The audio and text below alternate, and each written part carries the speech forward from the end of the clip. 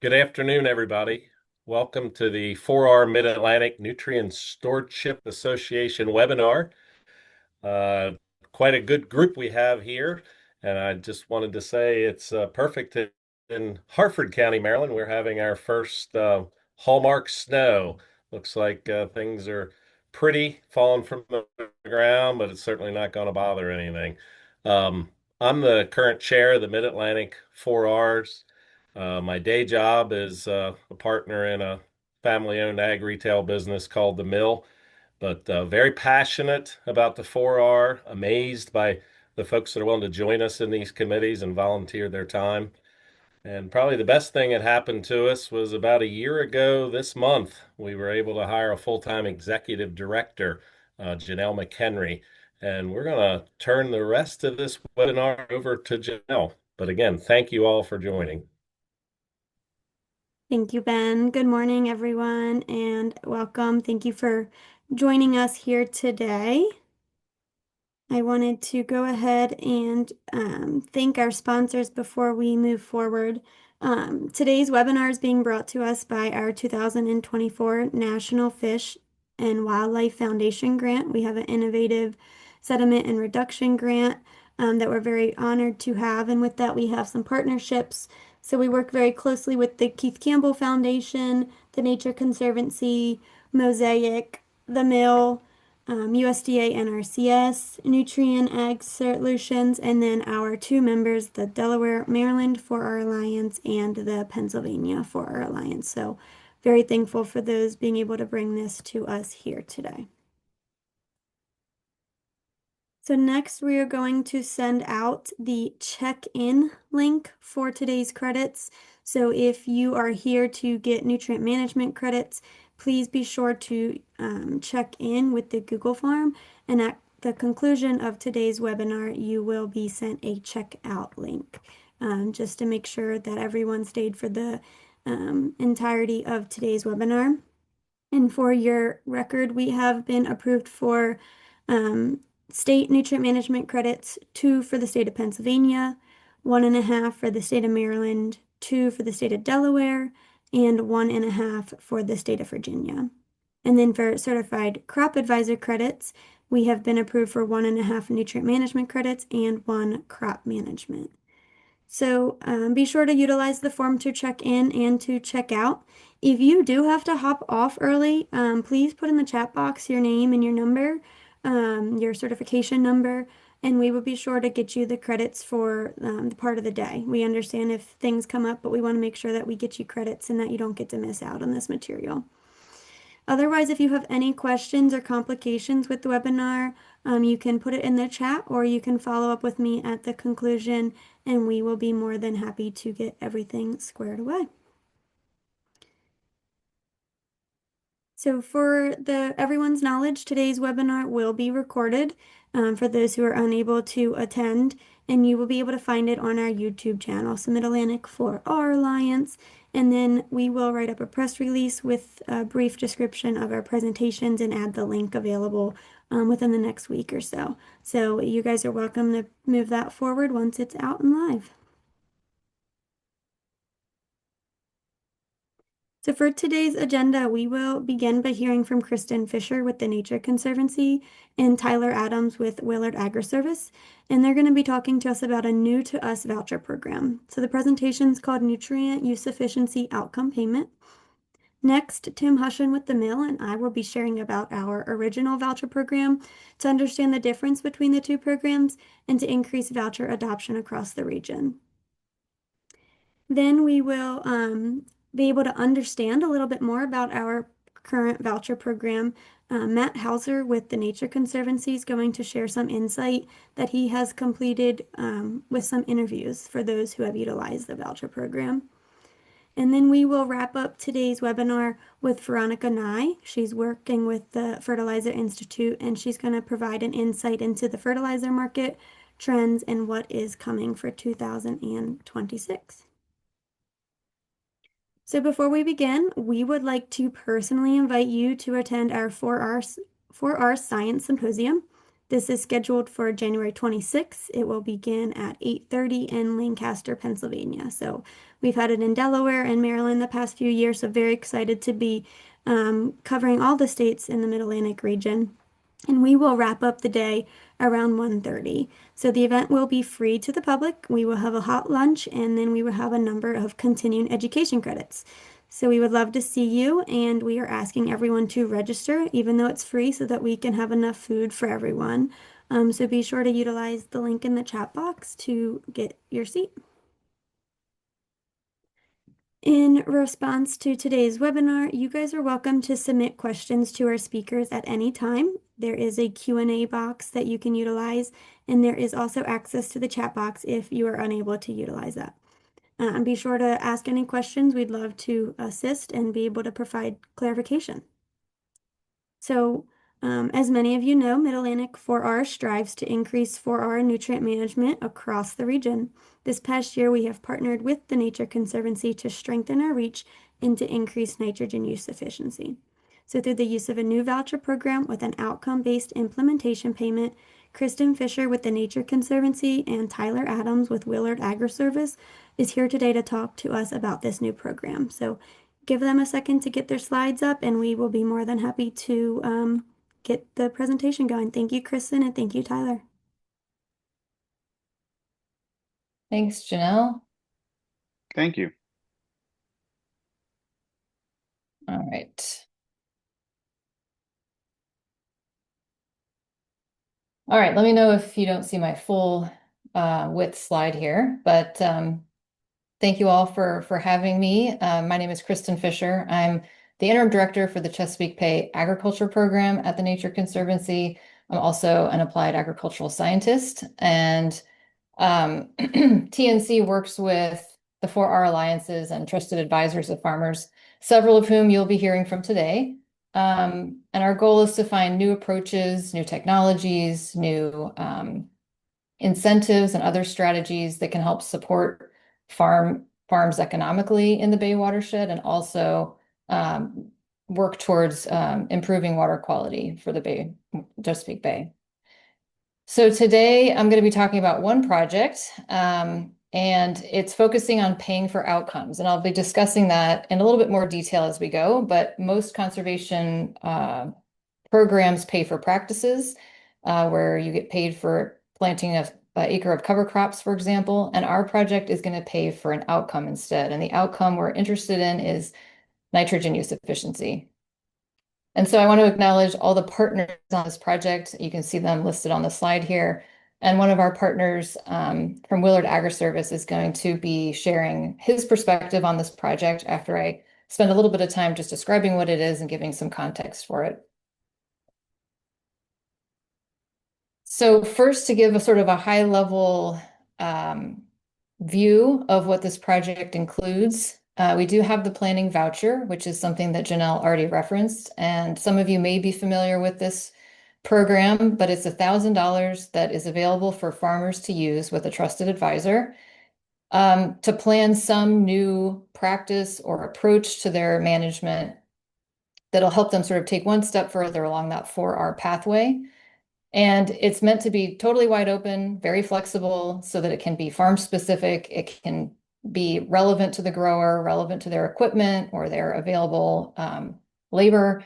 And the only requirement is that they're thinking about something new. And in our program, there's a little shift in that, which is focusing specifically on nitrogen use efficiency. And we recognize that nitrogen use efficiency isn't just about fine-tuning nitrogen management, that it may be some other limiting factor on the farm or in the field that needs to be addressed first. And so it is open and flexible to address anything that the farmer and their advisor thinks will help improve nitrogen use efficiency in their crop. So that's the first part of the program, is that planning incentive.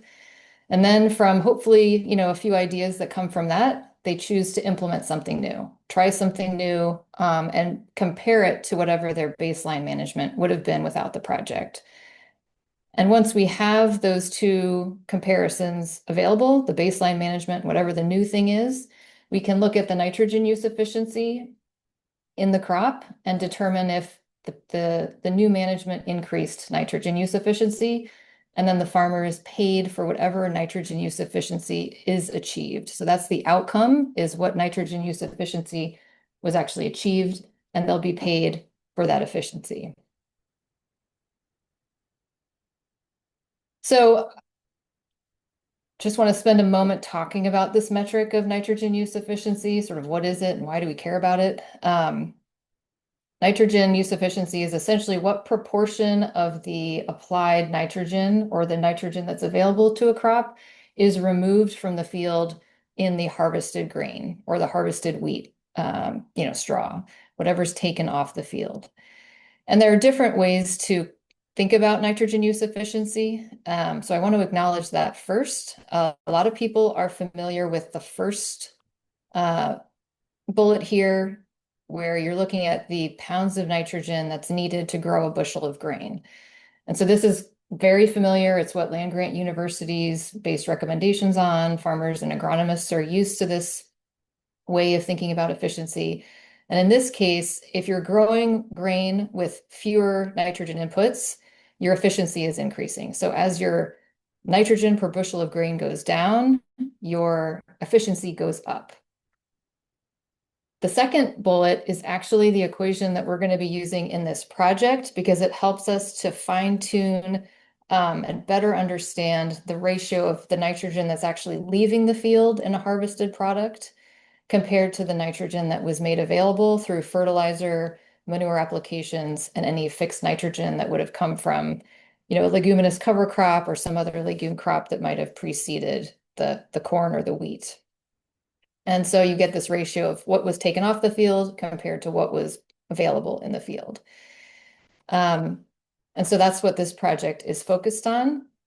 I also want to acknowledge this other equation that's really just a rearrangement of the second bullet, but it's the difference between the inputs and the outputs of nitrogen, and it's called nitrogen surplus. So whatever wasn't harvested from the field and is left behind is the nitrogen surplus. Now, much of that may be tied up in plant material and organic matter. Some portion of it may also be at risk of leaching or denitrification or loss in some other way. So this nitrogen surplus is going to help us put nitrogen use efficiency in context, because in this project, using the ratio in the second bullet, it's really a percentage. It's what percent of the nitrogen was removed from the field that was applied. Also, importantly, your efficiency goes up in calculating it this way. So 60% efficiency, 70% efficiency, 80% efficiency. As that number increases, your efficiency increases. So it's the opposite of what's present, what people are used to looking at and thinking about in the pounds of nitrogen per bushel grain. But considering that this nitrogen use efficiency, the partial nutrient balance, is a ratio, it's a percentage, 60% efficiency on a 100 bushel of grain yield goal is going to be a lot different than 60% efficiency on a 200 bushel grain yield goal in terms of what percentage of that nitrogen is left behind in the field. So when we do this work and we calculate the efficiencies, we look at the nitrogen surplus, we're going to look at soil tests, we'll be able to provide a lot of information back to the farmer and the advisor about the context of the work that they're doing to help them think through, did that work the way they think it was supposed to work? Is there more opportunity there for capturing more of this nitrogen? So it is meant to be very much a learning project for both us and for the participants. So there were a lot of equations on that last slide. So I wanted to just sit with the equation that this project is using to make sure that hopefully that's clear. This ratio of outputs that yield the nitrogen that's actually in the grain, the corn grain or the wheat grain. We will be getting a lab test of that grain, so we will have a precise measurement of the nitrogen content in the grain leaving the field. And then it's that compared to what was available. And the available fertilizer, the available manure, any fixed nitrogen, those are all going to follow the nutrient management recommendations for the state that the farmer's working in. So the Penn State Agronomy Guide or the University of Maryland Nutrient Management Program guidelines will provide the recommendations for, how to calculate a manure credit, for example. So it should all be very familiar to the folks who are participating. And then on the bottom of the slide is the payment rate. So it'll be somewhere between $15 and $50 an acre. If you're under 60% efficiency in terms of what was removed from the field, you get 15% or $15 an acre. So that's meant to not penalize anybody for trying something that might not have worked out the way they thought it would, or in case there's a weather event or something that impacts yields and impacts efficiency. We don't want to penalize anybody for participating in the project. So there's really a guaranteed $15 an acre payment. And then for about every 10% increase in nitrogen use efficiency, the payment rate will increase.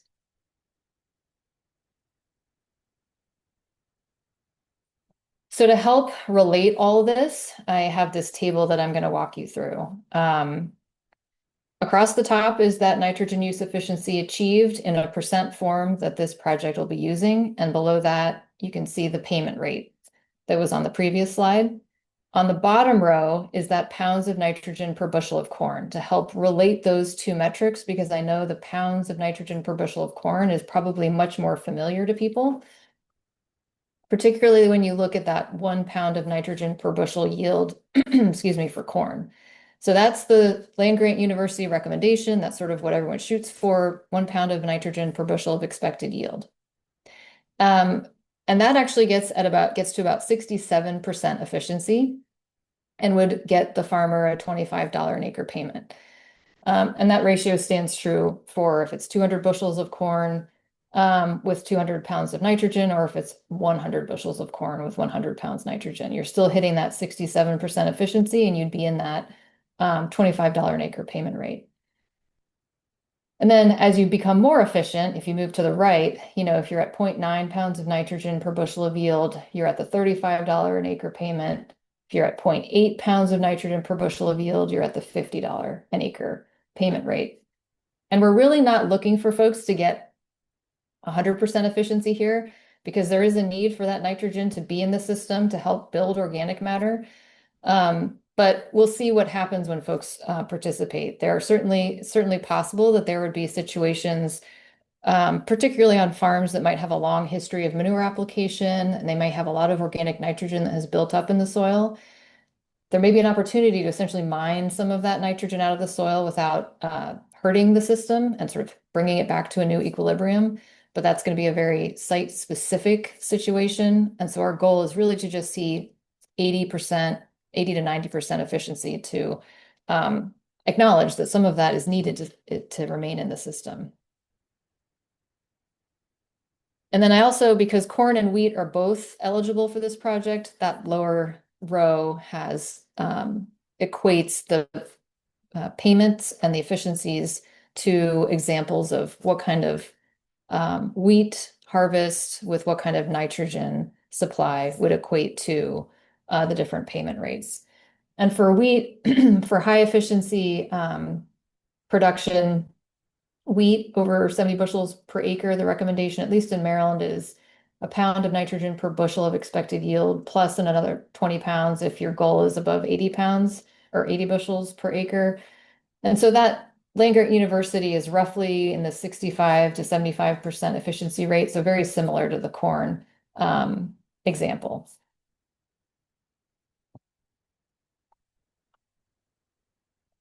So we're excited about this project. We think we hope it has a lot of potential. We think it has potential in a few different areas to interest farmers. So in one, there's an economic potential. So if nitrogen is paid for and it's left in the field, then it's money that didn't go towards, a production profit.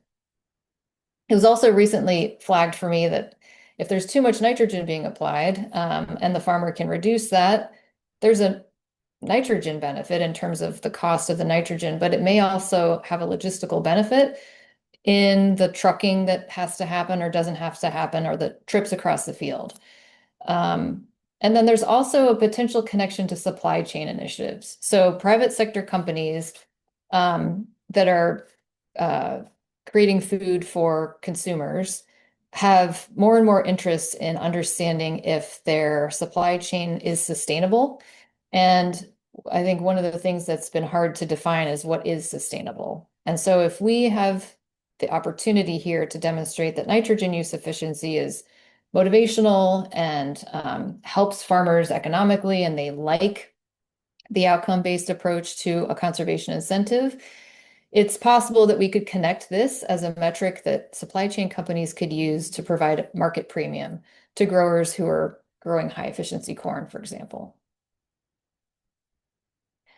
We're also hoping that the agronomic benefit to this approach is that it's so flexible. We're not going to tell folks what practices to use or in what sequence to use them.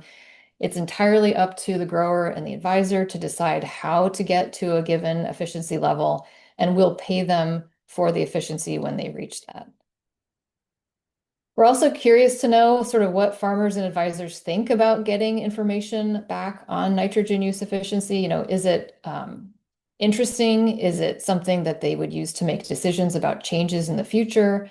And how does that relate to the flexibility with the program and the ability to customize, their decisions and the practices or the management strategies or the products that they want to use that can be catered to their specific farm?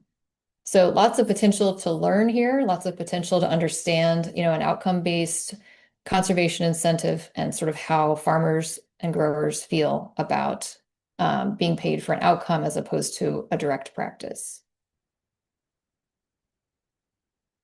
And part of the reason that we're interested in doing this, there's a lot of interest in the conservation community to understand if outcome-based incentives work, because it's a way to target conservation dollars to the greatest outcomes.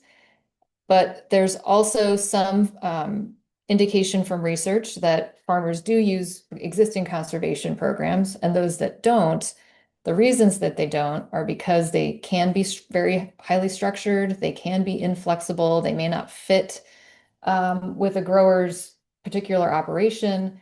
And so there's an opportunity to explore whether a more flexible outcome-based approach could address some of the concerns that farmers have expressed about existing conservation programs. And then, of course, state and federal conservation programs are tied to federal dollars. And if there's an opportunity for us to access a market premium instead as a way to incentivize efficiency, then this is a project that can help us understand that better. And then, of course, I want to sort of underscore the importance of our agribusiness partners in this project and leveraging their expertise and their relationships with farmers to be able to have those conversations about what's specific to a given farm, what opportunities are there, to be able to hopefully think outside of the box about what limitations might be and how those could be addressed. So I mentioned we're going to be comparing existing management to, whatever change they decide to make. And we'll be doing that on farm trials. And some of the farm trials will be replicated. So they'll have repeating strips across the field so we can get some statistical analysis of, how the management change influenced yield probably. But that layout can be customized again to the farm and what they're willing to do. For those that do the replicated trials, we do have a farmer payment to acknowledge that they're agreeing to do a little bit more management, a little bit more data separation so that we can get information about whatever the new practice is compared to the baseline.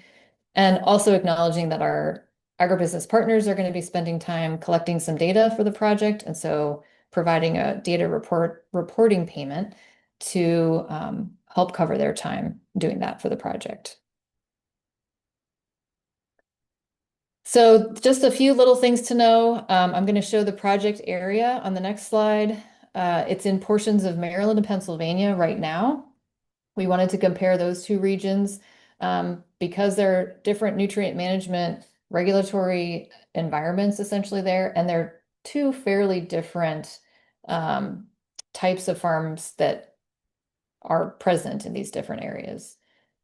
It is an NRCS funded project, so farms do have to be EQIP eligible to participate. So things like highly erodible land, wetland conservation, adjusted gross income requirements would apply. And we are going to do interviews. So we're very interested in knowing the farmer and the agribusiness experience of this project, because from a conservation lens, we can be excited about how something might roll out or what we think will happen when we offer a given incentive. But there's a lot of learning to be done from the other side to say what really worked for the farmer, what didn't. Do they like it? Would they use it again? All those kinds of things. So we're going to have interviews when farmers enroll, and then at the end of the project to capture that information and make sure that we learn from them. And this is the project area. So the Maryland portion of the Delmarva Peninsula across central Maryland and then up into south central Pennsylvania.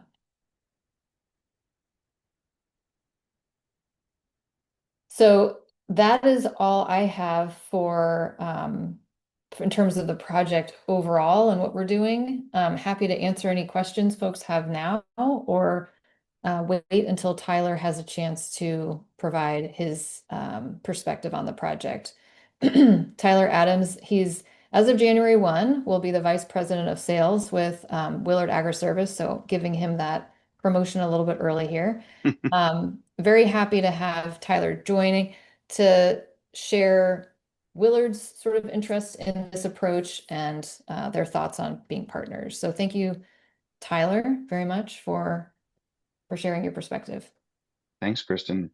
I don't know if there's any burning questions for Kristen, Janelle, or whoever's managing them. Feel free to jump in and ask those. I'll just pause for a second and maybe we can keep rolling. Hey Tyler, we haven't had any check-in questions come in the chat box or the Q&A, but you guys are welcome to put them in, and then we can follow up after your oh, we just got one.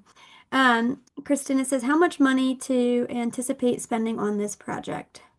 So the total grant is a $2.2 million grant, and it's enough for 20,000 acres of project work across Maryland and Delaware. Or I'm sorry, Maryland and Pennsylvania. Thank you. All right, and then Alan Gerard said, what is the process to apply and the time frame? So thank you, Alan. The wheat is open right now. So you would reach out to, we have 4 agribusiness partners who are participating, Willard, Growmark, Rose Tree, and the Mill.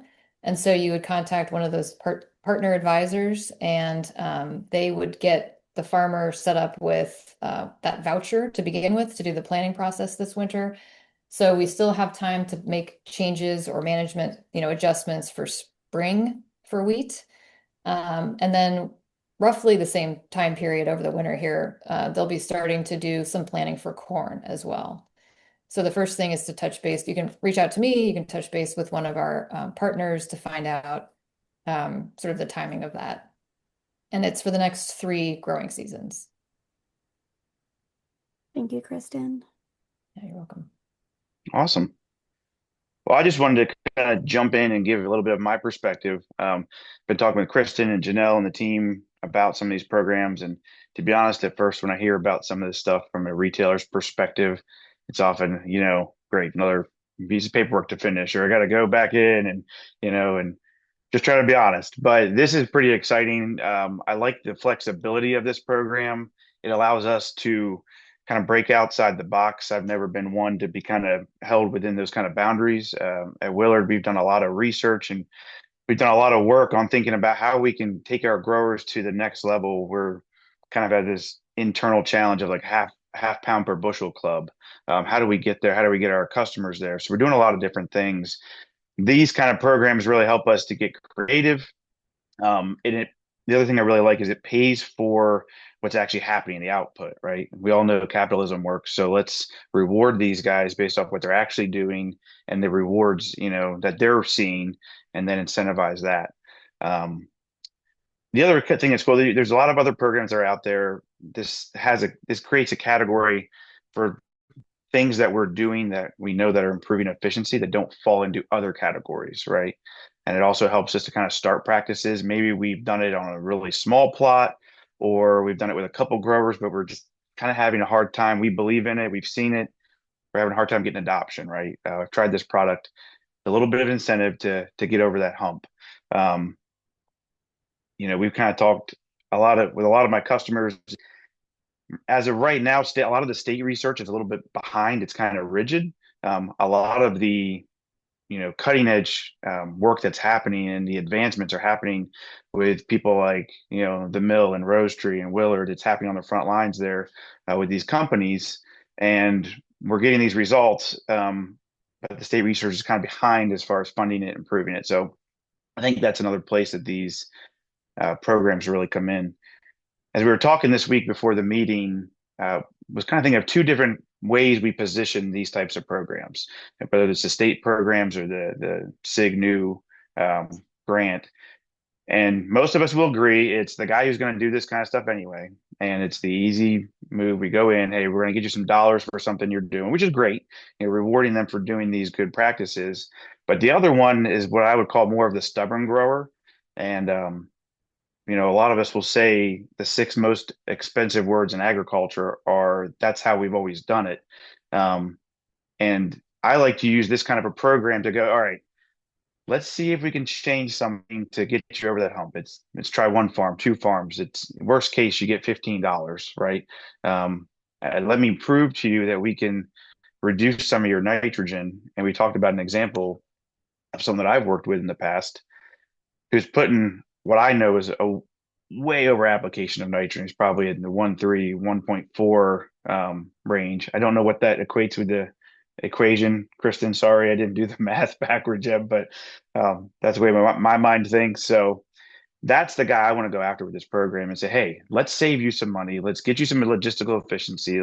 Let's reduce your gallons up front, right? Less trucks come up the road, less refills in the sprayer. Oh, by the way, we're saving dollars. 2026 is not going to be an easy year from a profitability standpoint. So let's get it more efficient, right? Let's get those costs down. Let's increase those logistics. Hey, and let's maybe take some of those dollars and put them towards a technology we know that's working. That's more environmentally stewardship, promote that. And it's probably not nitrogen. It's probably not their limiting factor. So let's take it that direction. So anyway, those were a couple of the things I wanted to mention from my perspective. Happy to field any questions. But I'm excited for things like this and appreciate you all for doing these things and kind of pushing guys like me who are resistant to do the little bit of paperwork that's required to do things that are better for our customers. So thanks. No problem, Tyler. Thank you for joining with us here today. With that being said, if you guys have any further questions for Kristen or for Tyler, we'll take a few more. We have about 2 minutes, so you can add them either in the chat box or the Q&A, and we'll be happy to get them answered. For the meantime, Kristen and Tyler, is there an example of what you might do in a project like this to get farmers interested in seeing the benefits? I mean, one that comes to mind that I really like doing is I'll talk to them about what I call a nitrogen calibration.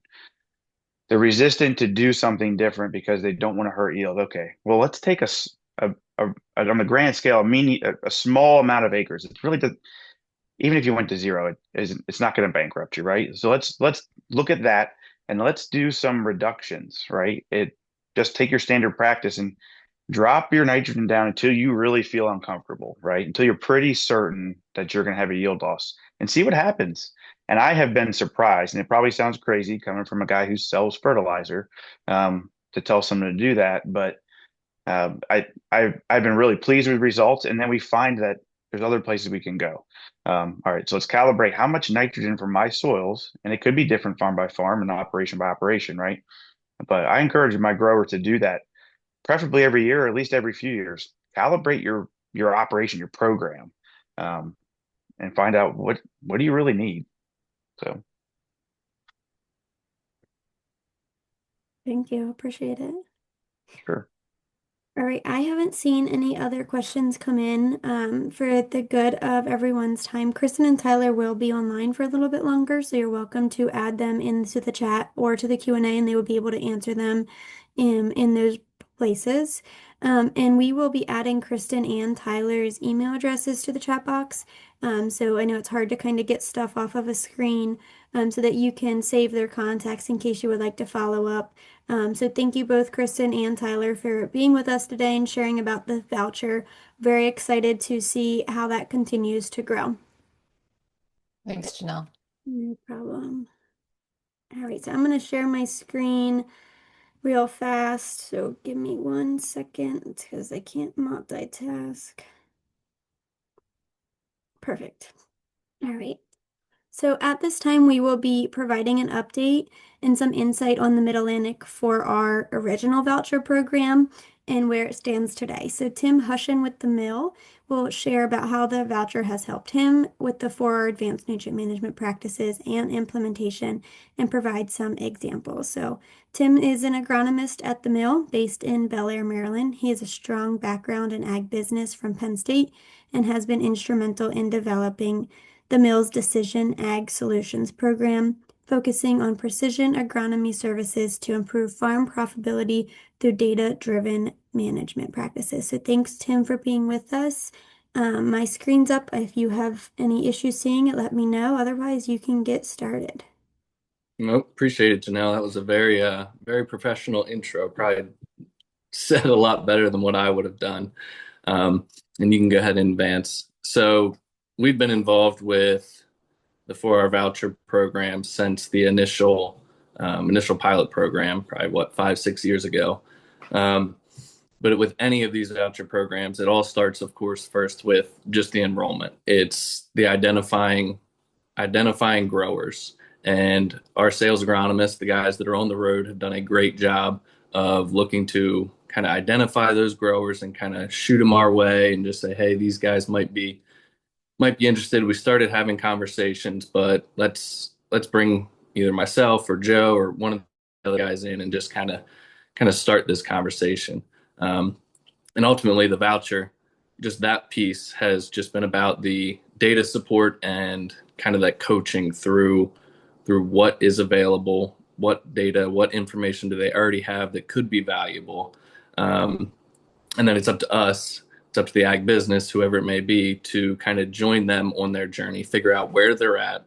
Don't try and take them all the way up to level 10 just from the start. You got to kind of figure out where they're at and join them there and just kind of start taking those baby steps. And then from that point, just with the voucher, you're just kind of trying to identify where are those pain points, where can you create some kind of efficiency from the nutrient side, and just develop that game plan. And at that point, you're just kind of pitching it to the grower and then hoping that they take that on themselves. But one of the neater things has been the implementation piece that has come in more recently. And that's where there's cost share dollars available to kind of put that plan into action. And it's all focused around nutrient use efficiencies through those different 4Rs: right rate, right source, right time, and right place. And ultimately, is kind of, as it's been said and probably will be said kind of throughout the rest of the webinar, it just kind of helps break down that cost barrier, trying to alleviate some of that just monetary value or pain that the grower may have from trying to implement some of this. And I just have, in the next couple slides, there's kind of two real quick examples of growers who have been through the voucher portion, and just kind of what they were able to do and implement on the farm. And so in this first one, this grower was looking at EC mapping. So they're looking at using a soil sensor like something like a Veriscart or a Dual EM. There's even a ground owl sensor that we're now demoing as well, but it's looking to identify different areas within the field that have different soil composition. And these three different kind of pieces, at least what we've been used to the last couple of years, whether it's shallow EC, deep EC, or topography, we start to stack together and let the data management software, the farm management softwares kind of help divvy out and break apart this field into subfield zones where it may benefit from a different nutrient management strategies. So it's not to say that it always will, but it just kind of helps us use this data set to peer a little bit deeper into the field and try and identify some different areas that may benefit from changing how they are being managed. You can move on. And from that, so from each each of those different areas that gets broken out, you can kind of see the different color zones. We can take an individual soil sample. So we'll go and take our 15 cores from each little area, send it off, and we get our results back. And from there, we can generate a variable rate fertility recommendation. So of course, you got your phosphorus, your MAP on this left-hand side. And in these different fields, you got anywhere from a 0 pounds per acre all the way up to 145 pounds per acre. And you can kind of see even just from both of them, if we zoomed in a little bit closer on the map, you would be able to figure out where the barns were, where the manure storage was, and those two fields right around the barns that probably got a little bit extra manure compared to those two further to the south, just over years and years. But and sometimes it's a little bit hard to economically quantify just from the phosphorus and potassium side directly what those benefits are. But the one thing we can say is if that grower were to go out and apply that 100 pounds of MAP just as an average, a flat rate across that whole field, there would be an over application on 42% of those acres and an under application on 58%. That kind of 40, 60, 45, 55% split is very routine one way or the other. Just when you're trying to compare it to an average. So on about half the acres, you're shorting the crop what it really needs, and the other half you are putting on way more than what that crop needs for this year. Go ahead. And same thing can kind of be said from lime. And this one is a little bit easier to quantify from a dollars and cents perspective. But just in this example, you got a 67.25 acre farm, only based on the variable rate RECs, the zone soil samples, only about 64% of that farm actually needed lime this year, with just over a half ton per acre recommendation. And for instance, if the grower was just going, depending on how often he was liming or how often he was comfortable liming, if he was going out and just wanted to flat rate 2 tons per acre, that would have needed an additional 90 tons or 13, 14, 1,500 bucks in total. So it just kind of shows like where definitely lime is very easy to quantify from a return directly to the grower. And with this voucher and with the grower actually implementing some of this, he more than made money. The payments that he got more than offset the little bit of cost that it cost just to create this variable rate recommendation. All ready? So, and then the next one, we had a grower who was creating his own zones within his own platform. So he kind of used some historical yield data plus also some satellite imagery and kind of created his own zones across his field. So he had his variable yield goal in that left-hand picture. 280 bushel was his yield goal in the best area, down to 250, and then of course down to 200 on the edge. So field average on that one was about 250 bushels just for his yield goal going into corn. And then that's how he was using those zones to create his variable rate seeding recommendation. So again, bottom up, 32,000 up to 35, up to 37,000. But he wanted to start looking at managing nitrogen a little bit differently.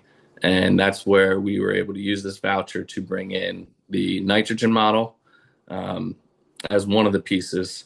So it is a tool that where we can use land management, everything that's happened within that field, each individual field, is your land management, your soil reports, your crop inputs, and along with real-time weather to kind of spit out how much more nitrogen each little cell within that field. It's like a 60 by 60 grid across the field, how much more that model is predicting is needed throughout the rest of the season. And the nitrogen model is something we've been using for, we might be on year number 10 now, 9 or 10, with really great success. And just trying to help fine tune how much more it's not a Bible. We don't need to follow it to a T, but it at least helps us get us into the range of where we can be more efficient with what inputs are being put out across the field. Go ahead.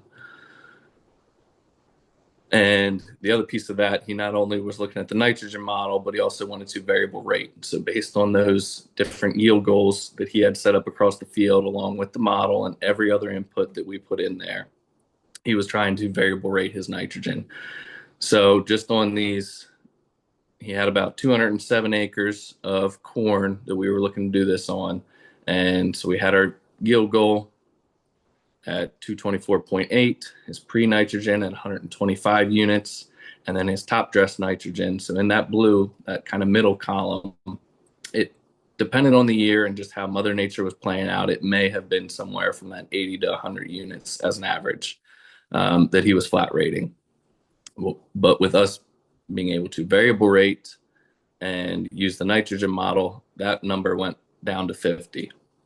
So we were either cutting 30 units out or we were cutting 50 units out. Now, just looking at the change in value that season for the nitrogen, that saved the grower right off the bat $28 to $35 an acre. And just on those 207 acres, that's $5,800 to $7,200 total. And that also does not factor in the other 85, 90 acres that the model said did not need any nitrogen at all, and we did not top dress. It was definitely something else I had on that one, and it definitely slipped my mind now. But just those were just real two quick examples of kind of some of the things that we've been able to partner with growers with because they understand the variability in the field. And these vouchers are being able to use the data available to us and data that we can generate through different pieces, different technologies to kind of dive in and understand those. And I think ultimately it just helps create more solid relationships with the growers that we can all kind of prosper from going forward. Great. Thank you so much, Tim. I appreciate that presentation and you being here today to just help showcase the difference between our vouchers and what we still have available. If you guys have questions for Tim, go ahead and put them in the chat box or the Q&A. I'm going to move forward and do some of the logistics for our original voucher program, and then Tim and I will be able to answer any of those questions at the conclusion. So take advantage of the time to put questions in. So to begin, the Mid-Atlantic 4R program has done vouchers the past 2 years. We piloted one back in 2021, which is what allowed us to develop this program. But for the time being, in 2026, moving forward, we will be providing winter small grain vouchers. So those launched in September, and we launched 20 of them. So 9 of them are currently available. And we are asking people to secure yours by December 12th. So if you guys are interested in utilizing a $1,000 voucher to yourself as a trusted advisor to work directly with the farm to plan advanced nutrient management, please do that by the 12th for the winter small grains. Wheat or barley is acceptable. And then with that being said, we have 30 vouchers that we launched in November for the summer crop, so corn and soybeans next growing season. We don't have a strict regulation on corn and soybeans. We did have somebody do the voucher last year on watermelon. So let us know what you may be interested in, and we'll be happy to help work it out. But 22 of them are available, and we do limit it to 4 per agribusiness, and that will be until December 9th, and that just allows for new agribusinesses to have the opportunity. But once that date hits, it's going to be a first come, first serve basis. Last year, or this year in 2025, we sold all 30 vouchers out in 2 weeks. So I just don't want to put the rush on it, but I do want to provide that opportunity that we're giving for someone who hasn't partaken in the voucher program the opportunity. And then we are asking for all of those to be reserved by February 15th if there are some available. So be sure to reach out and we'll be happy to get you penciled in on the program. So for the details regarding the Mid-Atlantic 4R voucher, so the eligibility is you must have a current nutrient management plan in Maryland or Delaware, or you must meet NRCS core nutrient management requirements in Pennsylvania. So we do have a form for Pennsylvania if somebody needs it. Otherwise, for Delaware and Maryland, we just need that certificate form that you send for typical cost share, just for proof and certification. And you have to be into the Chesapeake Bay watershed. So please keep that in mind for those who are on the edge of that watershed. And then implementation for the voucher is not required. As Tim mentioned, it's a kind of two-step approach. The first one's the voucher, the second one is the cost share. So you can do the planning, and then if you are unable to get to implementation due to the weather, something that you're currently not interested in, so don't feel required to do that. And for example, if you do the voucher and next year you are thinking about taking that next step into cost share, let us know, and we'll be happy to see kind of how the funds are, but we should be able to get you secured. As Tim provided some examples, I just wanted to keep an active list moving forward. So nitrogen modeling, as he exampled, generating field zones, data management, RTK field boundaries has been a popular one, as well as precision fertilizer and seed recommendations. So those are all acceptable for the voucher in the planning period. And then we do have some funding through this grant to do vouchers valued at $1,250, and that is to historically underserved farmers, which include beginning farmers, veteran farmers, and our limited resource. So if you are working with someone in that realm, let them know there's a little bit extra incentive funds for them, and we'll be happy to get that taken care of. So covering that second step, so you do the voucher and then you do the implementation. You have to complete the voucher to be applicable for the implementation. So pretty much each voucher has a final report that's going to be due, relatively appropriate to make sure that we can get all of the documents squared away and a payment moving forward. But if you plan on implementing, we ask for that voucher to be that final report to be submitted about 30 days before implementation. And that is to secure that the practice that you want to implement is going to be reportable in our grant and meeting our expectations. So we just want to be safe. We don't want to make promises and then farmer expect a payment that did not get approved. So with that, the payment for the farmer is for under 50 acres, it's $35 an acre.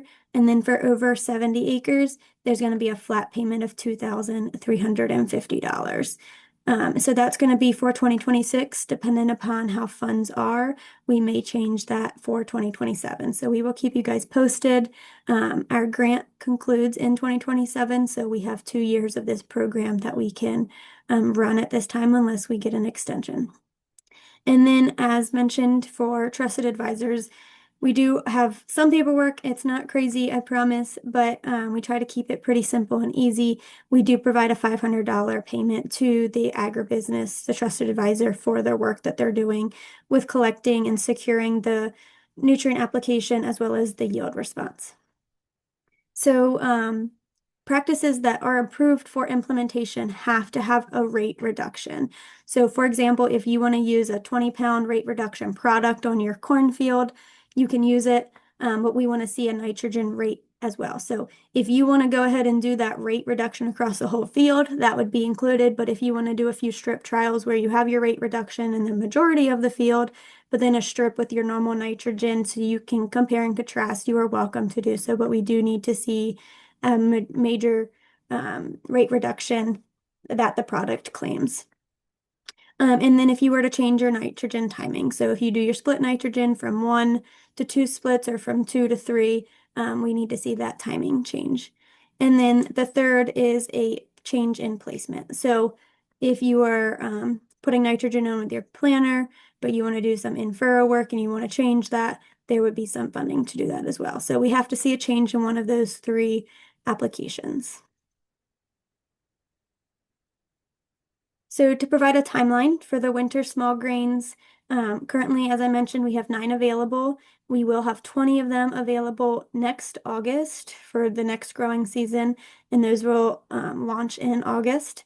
And then implemented vouchers must submit the confirmed nutrient inputs and yields for this growing season by August 1st. So what nitrogen was put on, and then what were your yield responses, and then we'll be able to get the payment to the farmers and to the trusted advisors out. So with that, on December 19th, that is the deadline for securing that winter grains voucher. Even if you let me know of someone who has interest, I'm happy to get that. The ones that will be left over and available, we will put forward to the summer voucher. So that's what we want to make sure that we have that opportunity clearly stated for those. And then the final voucher reporting form will be due on March 1st. So that's going to be those who do not plan to implement. And then, as mentioned, 30 days before implementation, we would be asking for that reporting form if one plans to implement. So, for example, if you're coming in to put nitrogen on your wheat at the end of February, beginning of March, we're going to ask for that form the end of January, beginning of February, so that we can ensure that that practice is approved. And on the flip side, for summer crop voucher timeline, we have 22 available. We will have 30 of them available opening in November of 2026. And then we are asking for those that are doing a voucher over the summer to submit all of the implemented data by December 1st if you choose to go down that route. So similar deadlines, February 15th is the deadline to secure a voucher. July 1st is the deadline for your final voucher form. And if you plan to implement 30 days before. So if you're going to put nitrogen on your corn in May as your practice, then asking for that form to be completed in April. All right, so a little bit about our previous vouchers. So as I mentioned, in 2021, the Nature Conservancy got a grant with the Chesapeake Bay Trust, and they piloted this voucher program. The vouchers originally went directly to the farmers, and we had 12 vouchers. And from that, it was a huge hit because it removed that financial barrier. It did not require implementation and it encouraged adoption. So we're thankful for that opportunity of that grant and the findings to help make the program that we have today. So for 2024, we did 30 vouchers, and this was completely funded by the Keith Campbell Foundation. So we're very thankful for that as well. And we had 9,575 acres of planned voucher use. And then we actually had voluntary implementation on 6,756 acres. So very happy and satisfied with those that were so sold by the program that they went ahead and implemented on their own. So at this time, we have 27 vouchers that were on the ground this past summer, and they had about 6,398 acres of planned advanced nutrient management. And we are still working on getting the data for that. We have not started collecting that at this time, and we'd be happy to report on how that looks. Therefore, that is just a quick rundown of the logistics of our voucher program. And Tim and I will be online to answer some questions. So I saw some chats, so give me 1 second to look at them. All right, so, oops. Amanda was asking for our reporting form. So Amanda, I will have to pull the link up and add, so I'll get to that and add that to you. But everything is on our website at 4rmidatlantic.com. And then if you go to the two-tiered program, you'll be able to find the logistics of the program, and I'll be happy to get that to you. So thank you. Are there any other questions for Tim or myself about the Mid-Atlantic for our voucher program?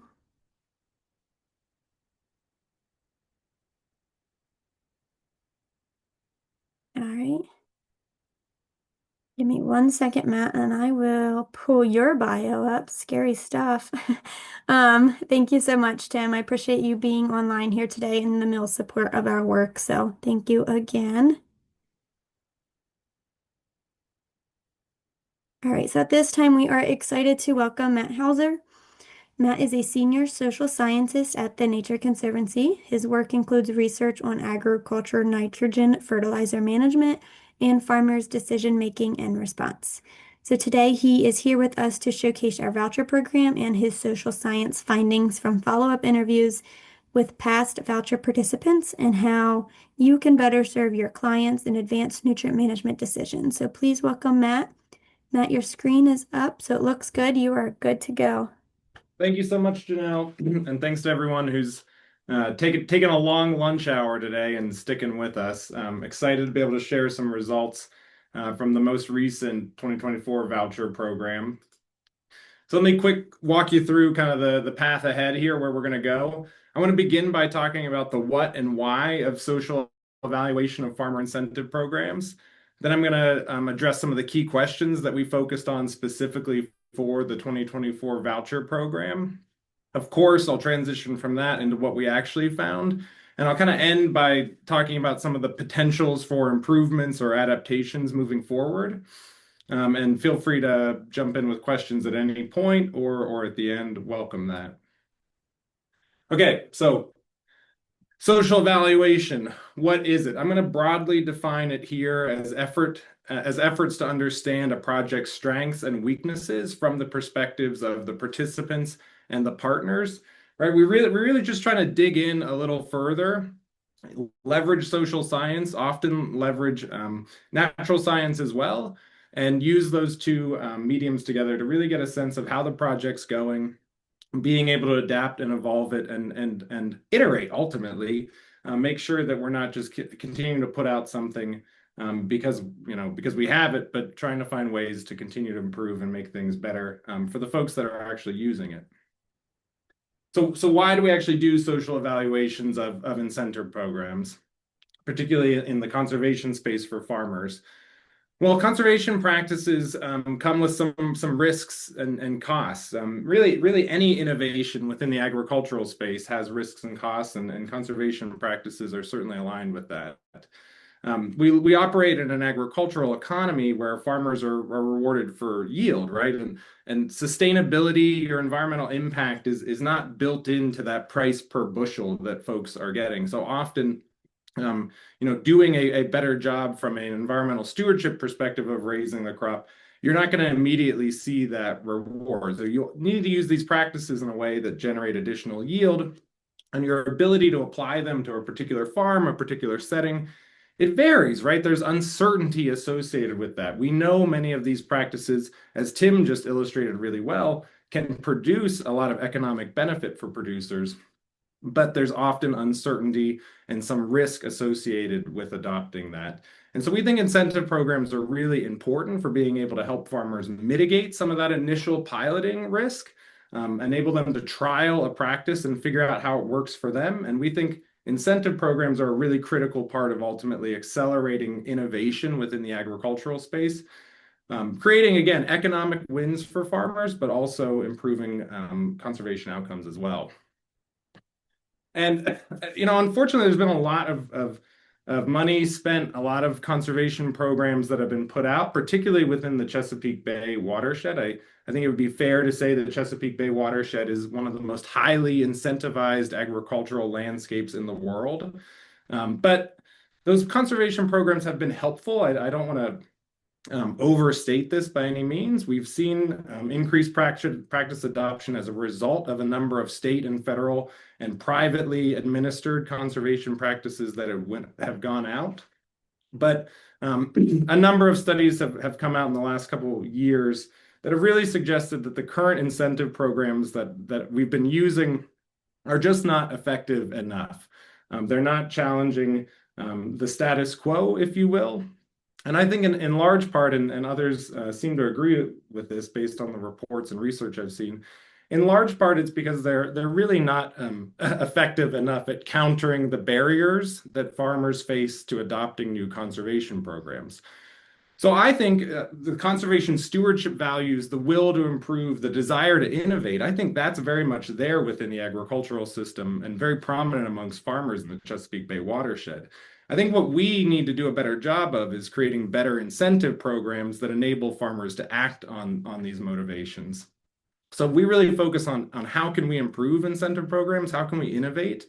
And our focus with Mid-Atlantic 4R and the Nature Conservancy is ultimately to be guided by agricultural voices, to listen to farmers, to listen to our advisor partners, and try to understand, what's working, what's not working, and how can we build on that to make a better system, a better incentive program that works well for everyone. And so that's really, at the heart of why we're motivated to do these social evaluations of every program that we roll out. And I'll put kind of bigger picture, Chesapeake Bay and beyond. It feels frankly a little wild to me to be saying this, but almost no one else is doing social evaluation of farmer incentive programs. This has been very, very limited to date. It seems like it's beginning to grow within the last year or so in other parts of the country and here in the Chesapeake Bay, but the actual evaluation of putting incentive programs out, understanding how they're working, if they're working, why they're working, has been a very, very, very rare across the US to date. And so whenever we undertake this work here in the Chesapeake Bay and with our partners and with the farmers we work with, one of the things that I'm excited about is of course, we're trying to make the particular program and our particular context better.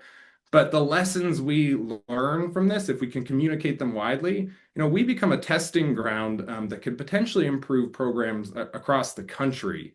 And so I'm really excited about that because we can have a really important impact here, but we can also, given the novelty of some of the things that this partnership is able to do, we can also have this much, much larger impact as well. Okay, so that's sort of social evaluation, why I think it's important and fun and cool. Now let's transition into talking about the specific social evaluation work we did for the 2024 voucher program. So Janelle was just showing some slides about this, but just to clarify, we've had a lot of different iterations of the voucher program, in part based on social evaluation of past programs and iterating.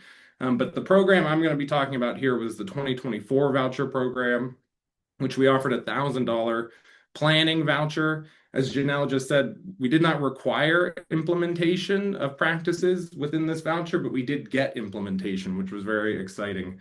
But that additional implementation fee that she talked about was not part of this work. So that's something we're looking forward to evaluating and understanding the impact of in the future. But for this talk, we're just focused on a program that offered the planning voucher. So I asked a number of questions in the evaluation of this work. One was what led farmers to actually decide to enroll in this incentive program, right? It's voluntary. They certainly don't have to. So what were the factors that made it enticing to them? Second question for me was, does the voucher program actually promote management changes, and in particular, changes that wouldn't otherwise have happened? Is this leading to new behavior? I believe it was Tyler that mentioned earlier. Often these incentive programs are being used by farmers that are already very motivated and might make these management changes without the incentive. And so one of the things we're curious about is, is this leading to behavior that wouldn't have happened without these incentives? Or is this actually important for moving the needle? So we always ask that of our programs. And if it is leading to those behavior changes, why? What are the factors? What about this program is actually promoting that behavior change? And finally, these are one-time, fairly small incentive packages of $1,000. We're really curious about persistence. If a farmer pilots a practice with this project, which we hope they will, right? We're curious if they have intentions to continue to use that practice in the future, essentially once the funding's done. If they like it, will they continue to do it? So that we always include that in our evaluations as well. So we'll address that as well. Okay. So how are we going to answer this question? We've got two sources of data. One, I'm calling the management data. It's provided by our agribusiness partners whenever they enroll farmers in these programs. They give us what practices they use, the acres that they're using on. It's extremely important context. And very helpful and encompassing of the total population of farmers that participate in our programs. The second thing we do is from that population, we take a sample. In this case, we used interviews with participating farmers to get a deeper understanding of their motivations, their challenges, to address those questions that I talked about. And so I'm going to be drawing pretty heavily on the interview data that we have here today. So interviews with farmers, our goal in doing interviews with farmers is of course to get an understanding of the program, but we really want to be efficient and convenient. You'll forgive me, I had AI, I can't stop myself. I had AI generate me a picture of an overwhelmed and overworked farmer. This is what AI thinks that looks like. But, sort of jokes aside, everyone's busy, farmers in particular. We really value their time. We value our partners' time. And so we recognize social evaluation adds an additional burden. Meeting with me or others to do an interview adds an additional burden. And so our goal is really to be very efficient, convenient, and work with those farmers so we can get what we feel like are important insights, but not overburden them, because we recognize that it's busy. It's a busy job. So for this project, we interviewed 8 out of the 30 farmers that participated, so just about a third of the participants. It's a small sample, right? This isn't some large-scale survey, but one of the wonderful things about interviews is you get just a spectacular depth. I mean, we're spending a half hour to an hour often with these farmers. I mean, you're getting quite a bit of wonderful perspective, and that's what I think is very helpful from interviews. So during interviews, we ask a series of semi-structured questions about the program that are focused on kind of those key overall research questions I had mentioned earlier. And we do this so we can standardize across farmers. We get kind of comparable information, but we can also adapt to particular circumstances, particular needs, right? Because everyone's different, everyone's got different concerns. And so we adapt a bit on the fly. We also, with every interview, collect demographic and farm information. We just kind of want to know what are the farmers that we're working with, who's participating in our interviews. I'm not going to share a ton of that here, but just to give you a sense.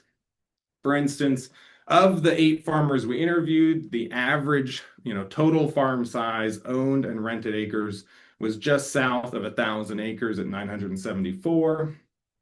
And farmers that we talked to were on average 51 years old.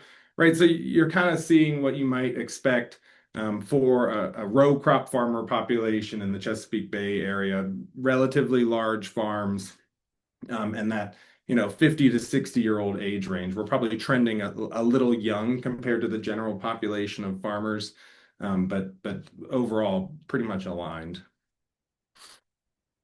So I won't spend too much time on this because Janelle just talked about it, but looking at that overall management data, we did get 30 farmers enrolled in the 2024 voucher program. I'm going to divide this up, and you'll forgive me if this is confusing. I'm still trying to find the best way to explain it. But I'm going to break it up into planning services and practices adopted.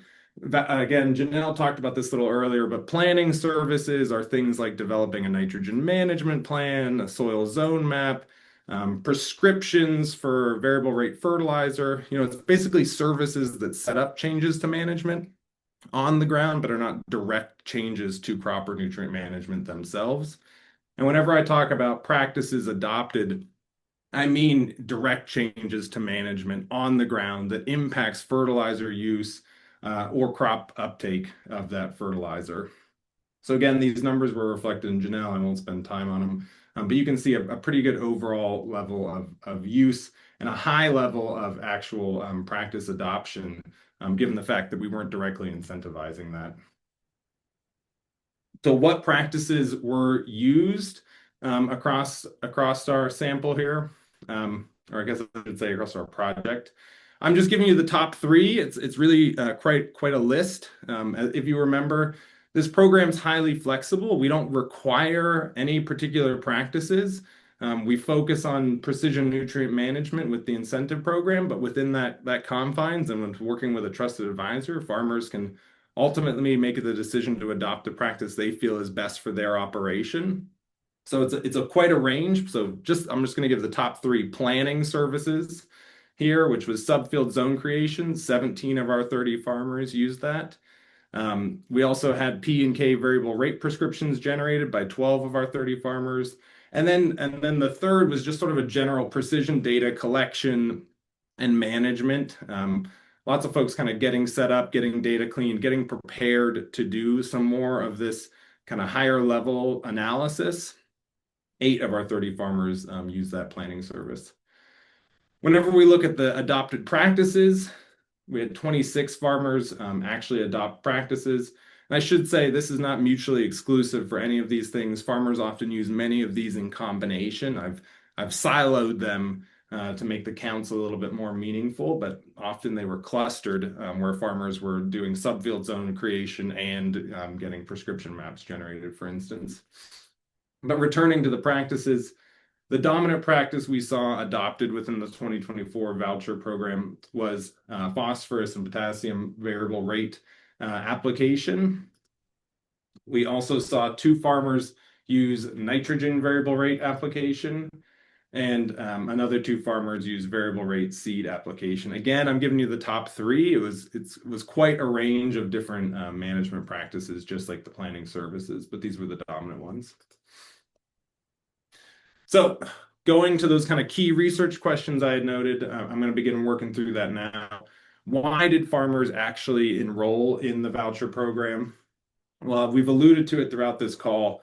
Trusted advisors like the folks we have on the call with us here, Tim and Tyler and Ben, extremely important, a key part of this partnership in delivering these programs. And for 7 of the 8 farmers we interviewed, their trusted advisor was the primary messenger, the person that actually delivered information to them about the program. And you'll see me coming back to this throughout my talk here today, that these trusted advisors were extremely important in a variety of ways. So primarily, these are the folks actually delivering information about the program. I'll note, and I'll come back to this, the one farmer that didn't hear about it from their trusted advisor noted he had heard about it through word of mouth. You know, folks apparently at the coffee shop, if you will, were talking about this program. He got interested and he went to his trusted advisor and said, "Hey, I'd like to get in. You know, can you enroll me in this?" I mean, I think that's interesting, and it's something I'm kind of curious to dig more into. So other than trusted advisors being the ones that promoted the practice and farmers feeling like that was extremely important to have that trusted messenger, the other thing that was really important for farmers was that enrollment was really easy.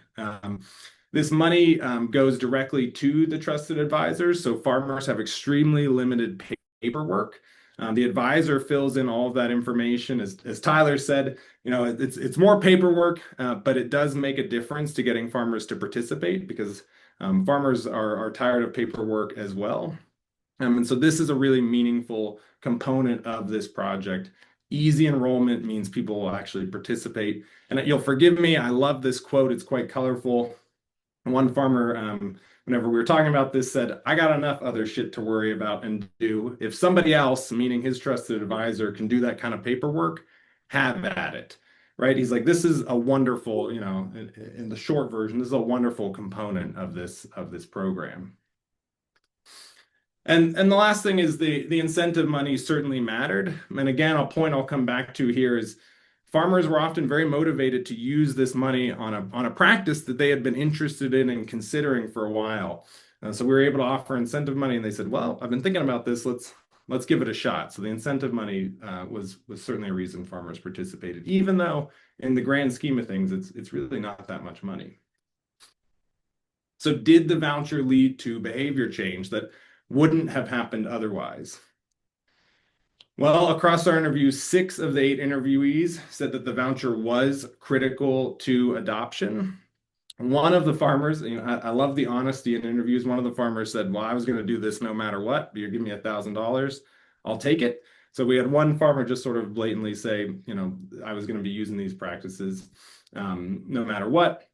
Another farmer noted that he was very likely going to be continuing to use these practices, but the voucher money was important to him and actually enabled him to expand the use of his practices onto additional acres that he wouldn't have otherwise.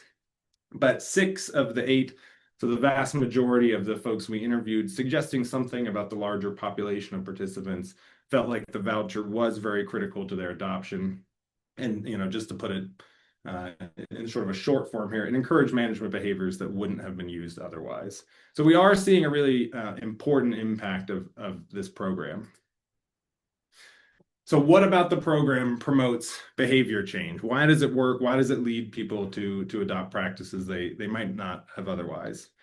Well, one thing, and I can't emphasize it enough, is the importance of the program's flexibility. Often incentive programs are structured to encourage farmers to adopt a specific practice or a specific sort of set of practices, and that can be really great. But if those practices aren't of interest to that producer, or potentially, right, operations are very different, people have different management systems, maybe those practices just aren't as effective on every farmer's, particular operation and what they're facing, what they're aiming for. Whenever that's the case, right, farmers don't want to use those practices. There's not existing interest, and you need to work through a much more difficult adoption process. Getting people informed about a practice, I think, is relatively easy. Getting people interested in a practice, I think, is extremely difficult. And one of the things that's wonderful about this program is we don't need to get people interested because we have flexibility in what they adopt. So farmers saw this and the advisors saw this as an opportunity to pursue a practice that they already felt like was a good fit and something they had been considering about, but they just hadn't pulled the trigger on yet. So the voucher really enables them to act on this existing interest, and I think that's extremely important for this program. So what about the voucher program enables farmers to act? How is it breaking down barriers? Well, one, as I said, it's not much money, but the $1,000 incentive did reduce financial risks for farmers. They noted it as important. They noted it as an enabling condition. And one of the farmers we interviewed, who was on the smaller acreage side, he farmed 145 acres in Pennsylvania. He noted that this incentive money was particularly important for smaller farmers that don't have the economies of scale to offset adoption costs of some practices. So we really felt like this was useful for him, but farmers really across the acreage spectrum felt like the $1,000 was extremely helpful to reducing the financial risks of trialing a practice. The other component is financial risk reduction, right, isn't just about reducing financial risks. It's also, in the case of this voucher program, helped address some of the social barriers to farmers changing their behaviors. And in particular, one of the farmers noted the intergenerational management challenges. Anyone that works in agriculture, you have an interesting dynamic on farm where you have a younger farmer who's been beginning and increasingly taking over management decisions, working with often a father, a parent, and they're co-managing in some ways, and it can create some challenges. It can often limit shifting behavior. This is a very common issue in the agricultural system.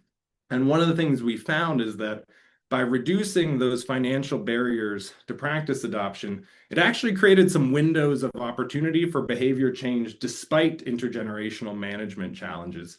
I like the one producer, I'll show a quote, and how having this risk reduction enabled him to have a conversation with his father and move a practice forward. As he said, precision management stuff doesn't really interest Dad because he never did it. But then my advisor mentioned the voucher program. I was like, well, hey, here's a good time to see once what we think of variable rate, right? So the dad consistently didn't want to do this. You bring in this small amount of incentive money. It creates this opportunity of like, what do we got to lose, Dad? And this farmer found it very, very helpful for, again, not only overcoming the financial barriers, but also overcoming some of these social, family-based barriers to behavior change. So going on to the persistence, will farmers use practices and services after the project ends? Or in other words, after incentives? Most interviewees plan to, or actually we're already continuing to use adopted practices. We got a little bit of a late start on evaluating this project. And so we're actually into the 2025 cropping season already whenever we were conducting these interviews. And at first I was a little frustrated about that. I was like, we're too late. It's going to be a challenge. It ended up working really great because it gave us an early look into practice persistence. Often whenever we talk about whether farmers will continue to use a practice, we're talking about intentions. Farmers are looking into the next season and saying, I'm planning to do this again. And that's great. It can be really insightful. I'm not saying it's not important, but I intend to answer lots of emails. How many of those emails do I get to? Right? Not as many as I'd like. Behavioral intentions are not a perfect predictor of actual behavior. And one of the things that was exciting about this is we got actual behavior. 75% of the farmers we interviewed were already actually using the practices again after the incentive program. So we're seeing a pretty high level of persistence. Only one farmer had actually abandoned the practice, had said he wasn't going to use it again. And that was ultimately just due to the cost of custom application. He felt like it wasn't making financial sense to continue to go with the practice and hire it out. And the other farmer was planning to use the practice again, but just hadn't reached the point in the growing season yet where it made sense. So again, overall, only one of the 8 farmers really had explicitly decided not to continue to use the practice, which is really great. Lots of other studies in the Midwest so far. This has been limited on the amount of persistent studies we've seen, but what has been done is showing a very high level of practiced abandonment after incentives. And so there's some things about this voucher program that seem to be promoting persistence and adoption. And I want to talk about those things. Why are we seeing persistence and adoption? One thing that farmers told us in these interviews was sunk costs, right? Into data and services. They've invested some money into taking on particular practices, taking on particular data services. And the way to really, take advantage of that is continue to use it. As this farmer says, I mean, we paid for it. The farms have been mapped. It's to our benefit to continue to use it. So that's one of the reasons. It's a small incentive. It doesn't typically cost or cover the entire cost of many of the things farmers will adopt within this. And so there's a little bit of skin in the game, and farmers see the opportunity to, again, utilize that and pay it back. And it's one of the economic mechanisms that we're seeing persistence from.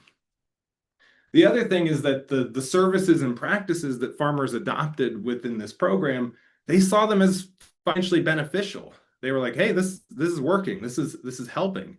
And again, I'll come back to the importance of program flexibility here. Farmers were able to pursue a practice they were already interested in, that they and their advisor felt like would work well on their operation. Whenever they did it, guess what? They saw those benefits. They saw that it was working, and they would say, well, why wouldn't I keep doing this? This is something that, can continue to create wins and efficiencies for me. So this is a really wonderful part of the program. And I think something that compares really favorably to other incentive programs we've seen out there. I'll share a little bit of a longer quote here, talking about the benefit of program flexibility and enabling farmers to pursue practices that they feel like are right in the sense of profitable for their operation, but also encouraging innovation that promotes efficiency and ultimately conservation outcomes. One farmer that we interviewed threw this out and kind of talked about the uniqueness of the voucher program in accomplishing those ends, saying just throwing money at a problem never fixes the problem. And that's probably my biggest beef with everything that involves the Chesapeake Bay.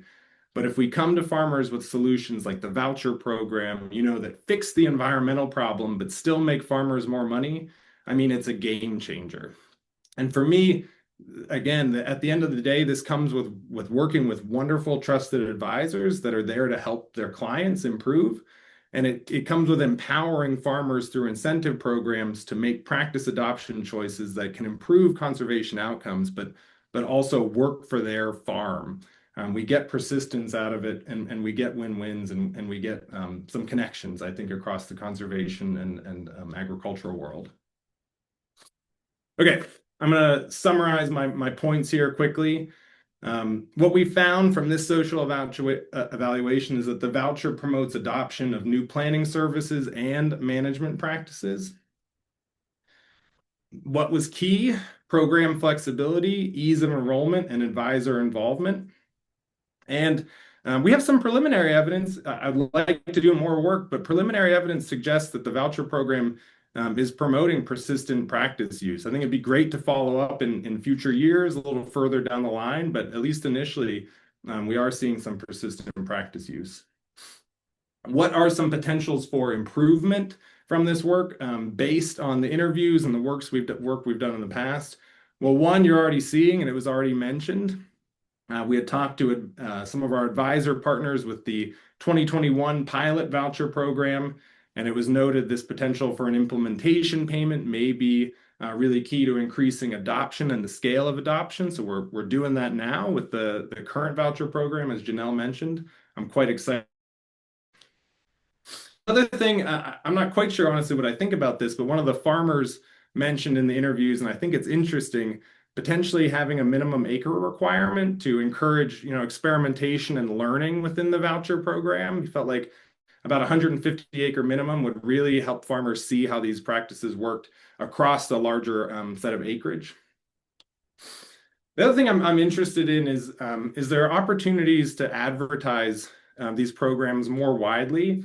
Because we get a high level of engagement through our advisor partners that are administering these programs. I think it's really great, but I'm enticed by the farmer who mentioned that word of mouth is what brought him into the program, and I'm curious to what extent we can ultimately help facilitate a growing number of farmers that are outside of our existing advisor network to be interested and want to participate in what we've got going on. So I'm trying to think through communication strategies that may be helpful there. And then we saw a heavy amount of variable rate for P and K in this, and I think that's great. One of the things I'm working through is how do we encourage more trial and use of precision nitrogen management, in particular variable rate nitrogen management. I think that's an opportunity, and we don't have a lot of empirical data on what the barriers were within the context of this study, but it's something I'd like to move towards and better understand as we continue to evaluate these programs. All right, I will end there. Thank everyone that supported this work and people that helped along. And hopefully I'm not running late. No, you're right on time. Thank you so much, Matt. I am having some connectivity issues in and out in case I do go somewheres. Just a heads up. But I was very interested in your presentation, and I sat on a farmer to farmer panel where a lot of organizations are growing in that spectrum. So very curious to see that as the future unfolds for Mid-Atlantic 4R.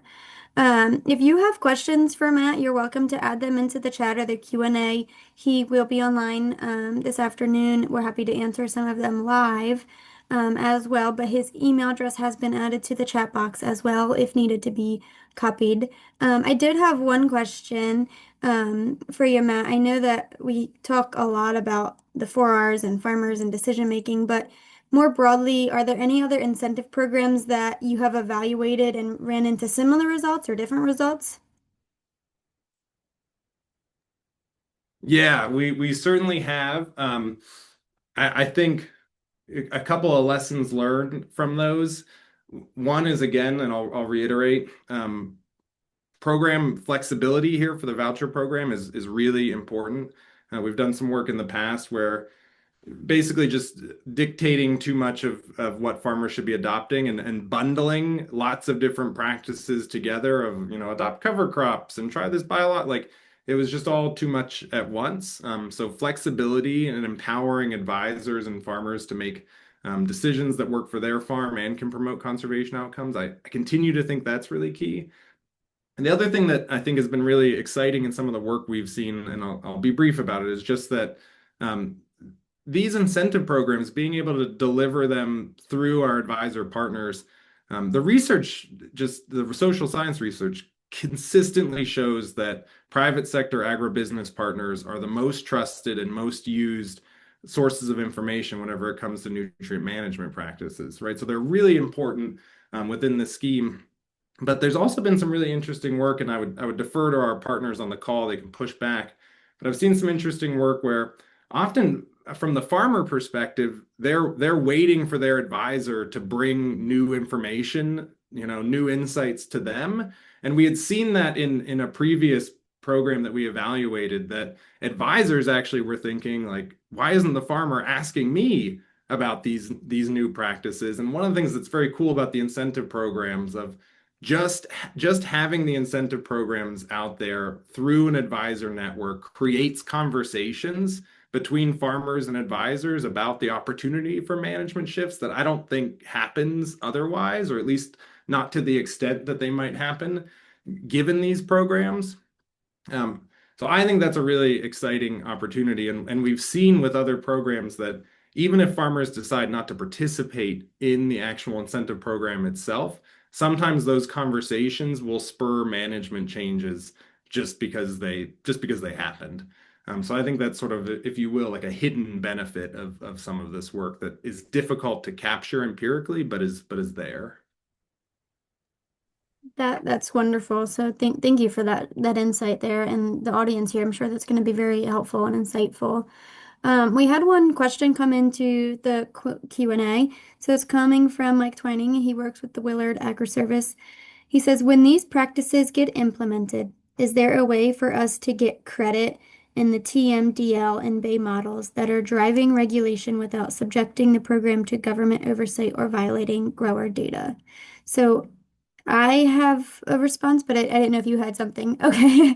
So hey, Mike, all of our practices with NIFWIF get put into Field Doc when we have that rate reduction of nitrogen, the timing change in nitrogen, or the placement change. So we go ahead and put that in Field Doc. And that is supposed to be taken out of Field Doc and reported. We have had a lot of conversations recently, like mainly stemming from the DLLC meetings. Making sure that that process is being done. So it's the goal and the purpose. So we are following up to make sure that that is being done. So that's a great question. Thank you so much for asking that. All right. Thank you so much for your time and your commitment to the Mid-Atlantic 4Rs. I'm very much looking forward to the future opportunities that are available. So thank you, Matt. Have a good afternoon. Moving on to wrap up today's presentation, our last speaker is Veronica Nye. She is the senior economist with the Fertilizer Institute. So TFI, the Fertilizer Institute, is the leading voice of the fertilizer industry, acting as an advocate for fair regulation and legislation.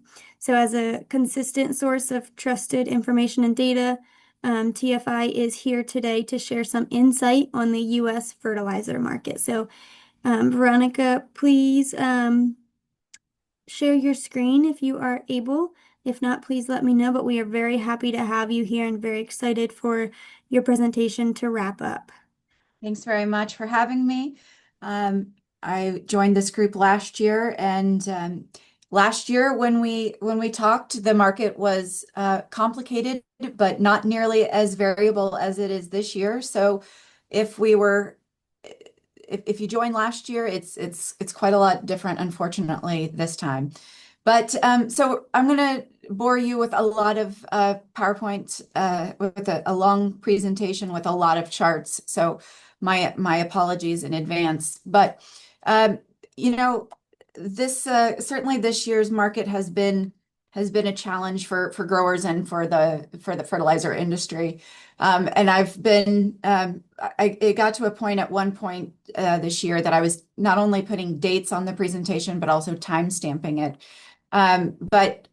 So we're going to today go through sort of the roadmap is we're going to do a little, global S&D and US S&D as kind of a scene setting. We're going to talk about 2025 so far. I know it is December, so far seems like a generous word, but as volatile as 2025 has been so far, still seems like an appropriate use. There's been a number of geopolitical challenges. We're going to talk about US imports and the different sources.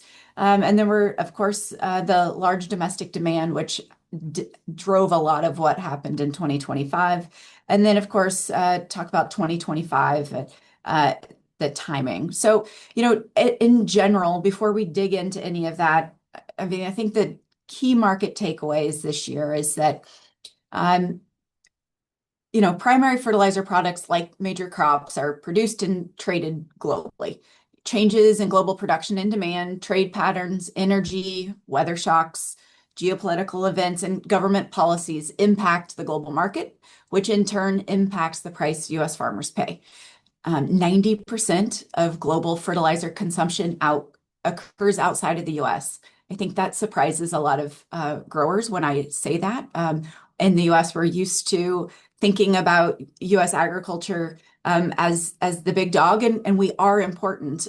We're 10% of global consumption, but that means 90% of it occurs elsewhere. The two largest consumers, China and India, combine for nearly 40% of global use. None of the largest globally traded ag commodities with positive price movement are grown in any volume in the US. So there's been a lot of demand for fertilizer elsewhere in the world, and that's had a pretty significant impact on fertilizer prices. And that's why there's a decent amount of disconnect between low commodity prices here in the US and the perception of sort of sticky fertilizer prices. And yeah, that's been, of course, very frustrating for US growers. But when we sort of combine the fact that there's a lot of demand for fertilizer elsewhere, and those ag commodities that have really performed well price-wise aren't here, that combination is pretty challenging. Global fertilizer supply encompasses many parts of the world, but each nutrient has a unique vulnerability to supply shocks. Geopolitical events such as ongoing conflicts in the Middle East and Europe, government controls, subsidies, and other policies impact production, exports, and consumption. You'll hear me mention that multiple times throughout the presentation, but it's a little bit different for each macronutrient, and that ends up meaning that producers and the fertilizer industry, you kind of have to become a geopolitical expert recently, and that's frustrating, but it's a bit the way the world is anymore. Additionally, the evolving nature of global trade policy is impacting the global market and prices for fertilizers, including US policy. So a little bit more specifically to the US, the US relies on a mix of domestic production and imported product to supply US growers, with, sort of that relative share depending on the product in the year. Currently, about 65% of overall US farmer fertilizer needs, sort of across the NPK mix, are met by domestic fertilizer production, but that means 35% is met by imports. And so all of those factors that I mentioned a minute ago all have a pretty significant impact on the overall supply picture across US, fertilizers total supply. The US is the fourth largest consumer and the fifth largest producer of fertilizer in the world. For two of the three macros, nitrogen and phos, the US has significant resources and production capacity. Potash, of course, you all know that we import 98% of our total consumption there. So we do have, again, on nitrogen and phos, a good amount of domestic production, but we do still import a significant portion depending on the product. We'll talk about that.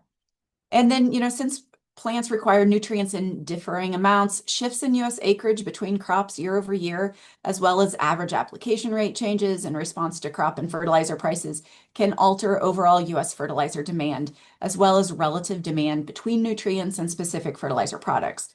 So sizable shifts towards crops with higher average nutrient demand, like corn this year, away from crops with lower average nutrient demand per acre, like beans, can lead to pretty significant increases in US fertilizer demand. In the US, about 50% of total fertilizer use is attributable to corn. When we add in beans, wheat, and cotton, you get to about 75% of total fertilizer use in the US. So you, as agronomists, you all can see that pretty easily, that a shift that, like we saw this year, from away from beans in particular towards corn, would have a pretty significant shift on total fertilizer demand. And that's easy, I think, for you all to see. It wasn't necessarily as easy for maybe other folks to see. But when we look across that whole picture, that's sort of the overarching message of 2025. But now let's get in. We'll get into some more of the details of that. So, global fertilizer consumption. I already mentioned a number of these details, but China's about 25% of global consumption. India's 15%. This year, so 2023 is the most recent data we have. But 2023 was a bit of a benchmark year for global fertilizer consumption, because it's the first year that Brazil surpassed the US for total fertilizer consumption. It was just by a smidge, but it's a bit of a landmark for me as far in the grand mix of the world. So certainly, as we think about total supply picture, particularly again on that sort of global corn production. We think about what's been going on in Brazil versus the U.S. When we think about who China's buying from this year, who China might be buying from in the years to come, so that plays a pretty significant role. And then, after the US, we've got the EU with 6%. And then that tail on fertilizer consumption gets pretty long. So any one of those players can have a fairly significant impact. But what you do see as you sort of go across there is that there's a lot of countries in there in the Southeast Asia region.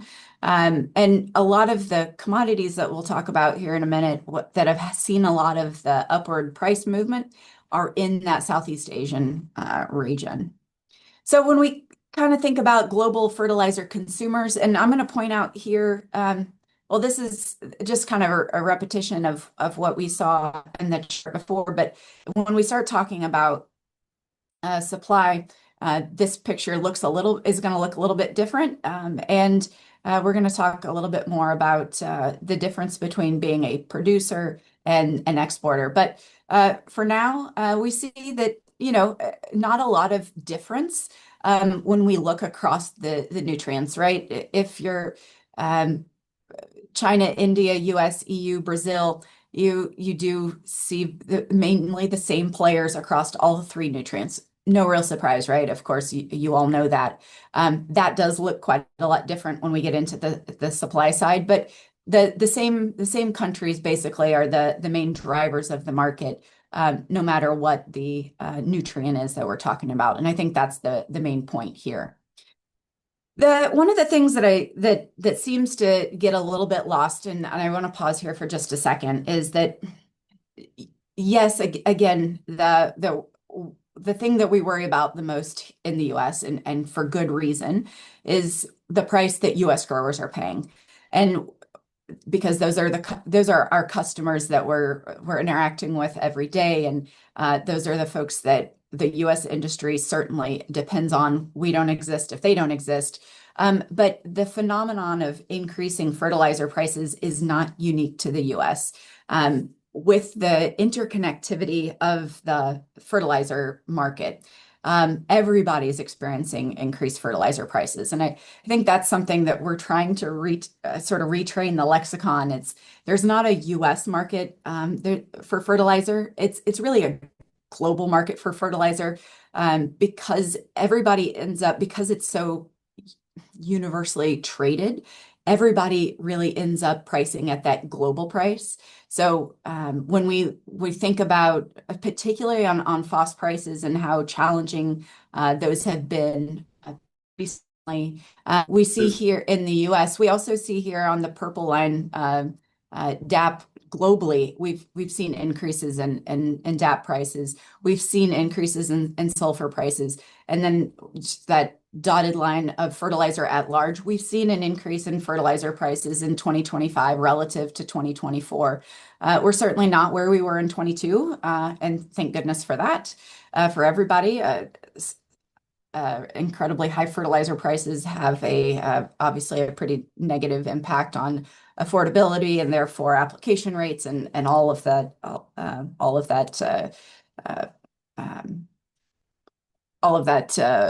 that entails, excuse me. But this is not necessarily just a US phenomenon, and that I think deserves to be called out. So now, as we start looking at the global picture on the supply side, I want to talk about producers. And when we look on the nitrogen side, it's really important to split between ammonia and urea. In the US, we're really the only country in the world that direct applies ammonia. Most of the rest of the world uses urea as its main source of nitrogen. The US, we're about a third split. Of course, it rather depends what part of the country you're in, whether you're applying, whether your growers prefer UAN or ammonia or urea. It's not universally a third, a third, a third, but that's at large sort of the mix. But as we look here on the production side, China is 30% of global production. The US comes in at fourth there with 9%. They're also the world's largest urea producer by a large margin, with India, Russia, and the US again at the fourth spot. Processed phosphates. Now, when we talk about global production and trade of phosphates, we don't talk about rock. You all know that putting phos rock on the plants isn't going to do much for them. It needs to be in that fertilizer state in order for the plant to actually get anything out of it. That's been a conversation we've had to have with policymakers in the last year, both policymakers in the legislative branch, but also policymakers in the executive branch over the last year as policy has been quite volatile as it's related to trade and fertilizer. But so when we talk about phosphates from here on out, we're talking about MAP, DAP, and TSP predominantly for phosphates. And we, obviously see here China is the big dog. They're 40% of global production, followed by Morocco, Russia, Saudi, and the US is the fifth largest with 8% of global production. Potash is a three-country game: Canada, Russia, and Belarus. Now, I hope you sort of kept those countries in mind, because when we go to the export side, it's a very different set of players. China doesn't appear on the nitrogen exporter charts at all. Neither does India. In fact, when we look at the ammonia side, Trinidad and Tobago is the world's largest exporter of ammonia. Saudi Arabia, 2. Indonesia, Algeria, you have to drop down to 5, the 5th to get to the US. Urea, the world's largest exporter is Russia. They were, I think, the 3rd largest producer. And then you get into Iran, Qatar, Saudi Arabia, Egypt, Oman. Sort of keep those in mind, because when we start thinking about, or if you think about at this point, some of the geopolitical events that have happened in 2025, some of these players have had some pretty significant upheaval. And when we think about then the upheaval that those countries have had, and then think about them in the context of fertilizer exporters, not necessarily production, but exports, I think we can start thinking and making that link to the volatility that we've seen in different nutrients. So, earlier when I said each of the different nutrients has their own exposure, their own supply risks, this is where knowing where these different products are coming from becomes pretty critical. On processed phosphates, of course, the world's largest exporter is Morocco, then China, then Saudi, then Russia, and then US. And potash is unique in that the same 3 countries that are the largest producers are the 3 largest countries who are exporters: Canada, Russia, and Belarus. What is interesting, particularly for me as the kind of nerd that I am, is what stands out on these charts, or this collection of charts for me, is that there's only one country that is a top exporter in all 3 macronutrients, and that is Russia. They have 18% of the urea market, 15% of the processed phosphate market, and 19% of the global potash market. That makes them a particularly interesting political player in the global export market of fertilizer. So anytime we start thinking about things that are happening with Russia, who will trade with Russia, who won't, will the war with Ukraine end, that ends up adding a lot of volatility across all 3 macros. All right, then I guess turning back, I should have kept these a bit more together, but turning back on the consumption side, I mentioned earlier, sort of at the summary, that when we think about US fertilizer use, 50% of it is attributable to corn, And when you add beans, that's another 11%. Wheat is 10. And then cotton adds about 4%. So that's about 75% of total mineral fertilizer use there in those four commodities. So when we sort of look at estimating total fertilizer consumption in the US, we're really looking at those four main commodities and the trade-off in acreage between them. The other crops, of course, important, but harder to gauge really what planting intentions might be on those. And so really when domestic producers, particularly in the nitrogen space, are estimating what they think production in the US in demand on the crop side is going to be in a given year, they're really looking at those top four commodities. But when we look on the global side, obviously quite a bit different picture. Corn's only about 20%. Rice now appears at 15%. Wheat's a little bit less at 15%.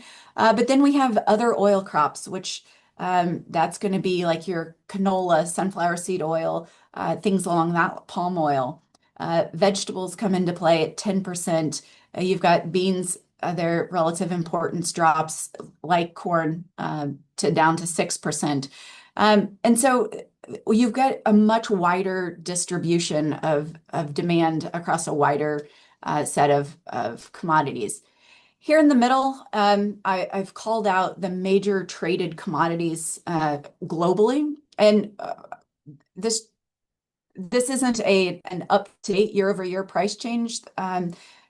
So don't trade on this, of course. But I put it up here as a moment in time, just as a demonstration of when we look at year-over-year price changes across these major traded ag commodities, none of the commodities that have had those major price changes are ones that we grow in any sizable volume here in the US. So sunflower oil up for nearly 40%, coffee, oats. I know we grow a few acres of oats here in the US, but nothing sizable. Palm oil, rubber, barley, again, a few acres of barley, canola. So all of that positive activity on price, and therefore those growers, those markets who can bid up the price of fertilizer, who can afford to pay more, those growers are not here. A lot of those commodities are being grown in Southeast Asia. They're being grown in Europe. So that's when we sort of look at the difference between global fertilizer use by crop in the global usage or by crop and compare that to fertilizer usage by crop in the US, and then think about the different commodities involved. I think it becomes a bit more clear why we have the disconnect between declining commodity prices in the US and why fertilizer prices may not be following at the same rate, and in fact are going the opposite direction. All right, so moving to US more specific numbers, I want to talk just a little bit about, sorry, I see my percentages are not correct here. I'll just speak to them and so don't commit these numbers, particularly over here to memory. I'm not sure how that happened, but on ammonia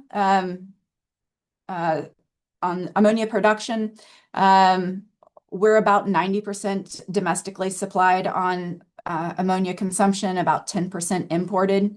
When we look at those imports by source, however, about 40% of it's coming from Trinidad and Tobago, another 45% from Canada, and then 5% is the rest, every other country. So as we go through, ROW is going to stand for rest of world.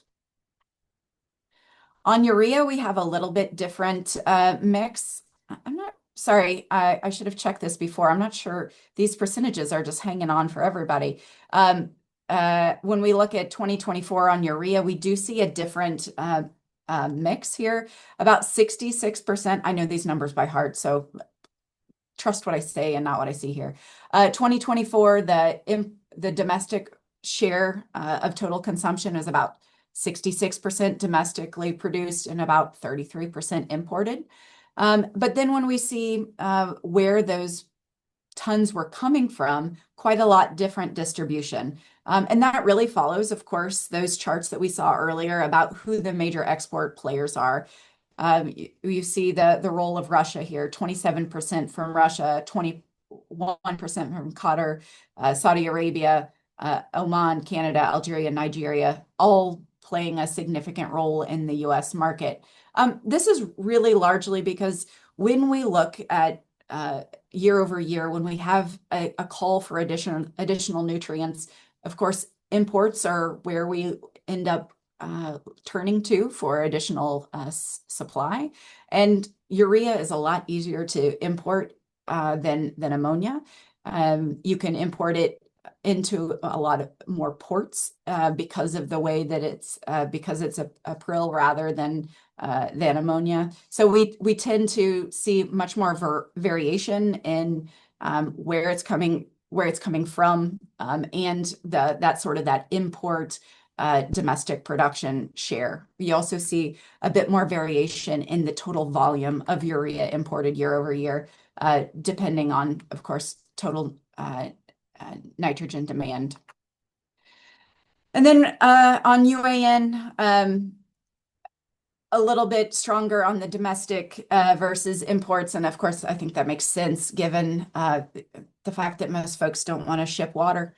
But you're looking at about 80% domestic supply and at about 20% import. When we look at sourcing on UAN, Russia is nearly 50%. Trinidad and Tobago play a significant role, and then Canada about 20%.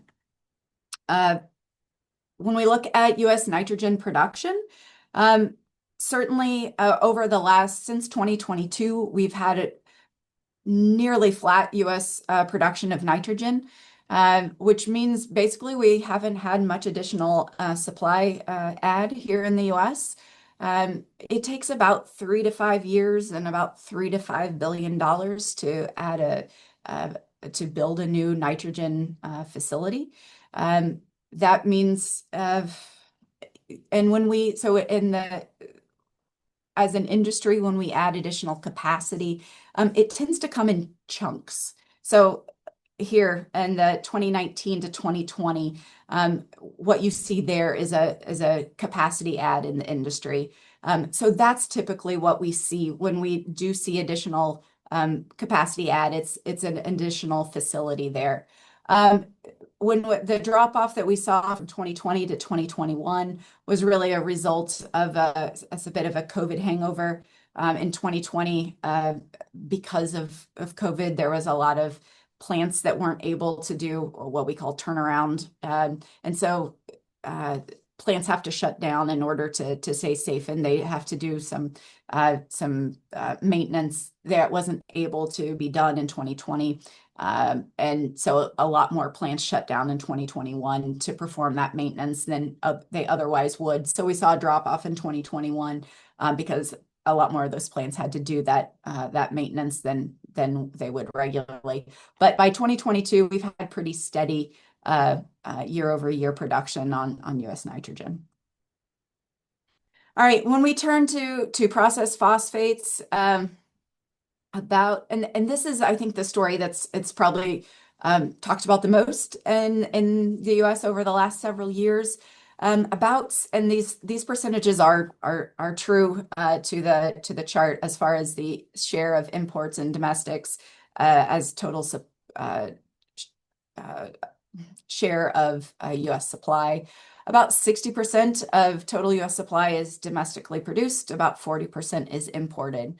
Of course, TFI doesn't have a position on the USITC applied tariffs again on Morocco and Russian MAP and DAP, but there's no denying that there has been those tariffs have had a significant impact on the market as far as who the U.S. is sourcing product from. But overall, when we look at the total tons of nutrient coming into the US. We do see in 2024 that there were more nutrient tons of phos coming into the US than there were in 2020. It's just a different mix of players. So by 2024, the mix is about 40% Saudi, 13% Israel. Israel sends a decent amount of TSP, is what that is. Then Mexico, we get a decent amount of MAP from Mexico. There's a plant that upgrades rock. That Mexico doesn't have rock, but they upgrade rock from other places. Then Jordan, which does have rock, they process and create MAP and DAP. Then Egypt, and we do still get a little TSP from Morocco, and then that 17% rest of world. The other, element on the total phos side, and why we largely see the relative share of total U.S. supply shifting to a larger share of imports, is that we have seen declining production of phosphorus in the U.S. And you'll note that this chart is in P2O5, so it's not in production of MAP and DAP. It is in total phosphorus production. And, we do see a declining production in the U.S. This is largely a result of declining rock quality in the U.S. We have the same number of mines operating. We have the same number of companies operating. It's just that the quality of rock that folks are taking out of the ground has a lower nutrient percentage than it did 10 years ago, that it had 5 years ago. So, of course, when you're if the rock you're pulling out has 20% or 25% P2O5, and a few years ago it had 30%, you're gonna, of course, see that reflected in the total amount of finished product that you have available for sale. On potash, or potash, as the president and many other policymakers have said, we get about 98% of our product from imported sources, and the vast majority of that is Canadian, as we can see here. We do get a little Russian product. We don't really import much Belarusian product because we do have sanctions against that nation. So that sort of wraps up on the S&D side. I want to turn a little bit to the U.S. Specifically, and what's really driven the 2025 market a bit more specifically, and what we've seen here in the U.S., because I think there's some elements of it that are certainly applicable to what we're expecting in 2026. So sort of three overarching themes, and that is, as I've mentioned and alluded to, that large domestic demand. Despite the fact that we had pretty stable overall planted acres, that sizable shift towards corn had a fairly sizable boost in fertilizer demand. The difference in U.S. imports, and then, of course, some geopolitical challenges. So when we look at this chart, you all know this is better than most anybody. Planted acreage across over the last 10 years or so. I think this caught a bit some folks off guard, perhaps, that because this year, overall planted acreage, maybe folks weren't expecting fertilizer demand to be as strong as it was, because hey, we planted about the same number of acres this year as we planted last year. Why on earth would we expect that overall fertilizer demand would go up? Well, yeah, we planted more corn. So overall, those little shifts matter. And assuming historical application rates and share of planted acres receiving fertilizer, which is a big assumption, of course, but that if we make that assumption, that would put us at a fertile total demand being up about 4% on nitrogen, a little over 2.5 for phos, and almost, a little over a 1.5% on potash. So, up almost 3.5% across the complex, which is not an insignificant increase when you're looking at total demand increase in a constrained supply situation, which we'll see here in a moment. And as we look at, of course, it couldn't come at a worse time for growers. You all see that, feel that, are interacting with growers and are having to have those hard conversations. Yeah, it's we don't, as I said before, and truly, we're in constant conversation with the grower associations that represent growers. If they don't exist, we don't exist. But as we look at grower prices received, we're looking at fertilizer prices and prices paid by growers on things that are not fertilizer as well, other inputs. You're looking at increasing input prices this year, and for some, somewhat similar to what they saw in 2022. But of course, the prices received are not what they got in 2022. So similar, and on the fert side, some of those causes are very similar to what we saw in 22. Some are different, but some of those underlying challenges are just repeats of 2022 causes. But the underlying revenue source just isn't there for growers, and therefore pretty constrained ability to actually pay that what the market is demanding on the input side.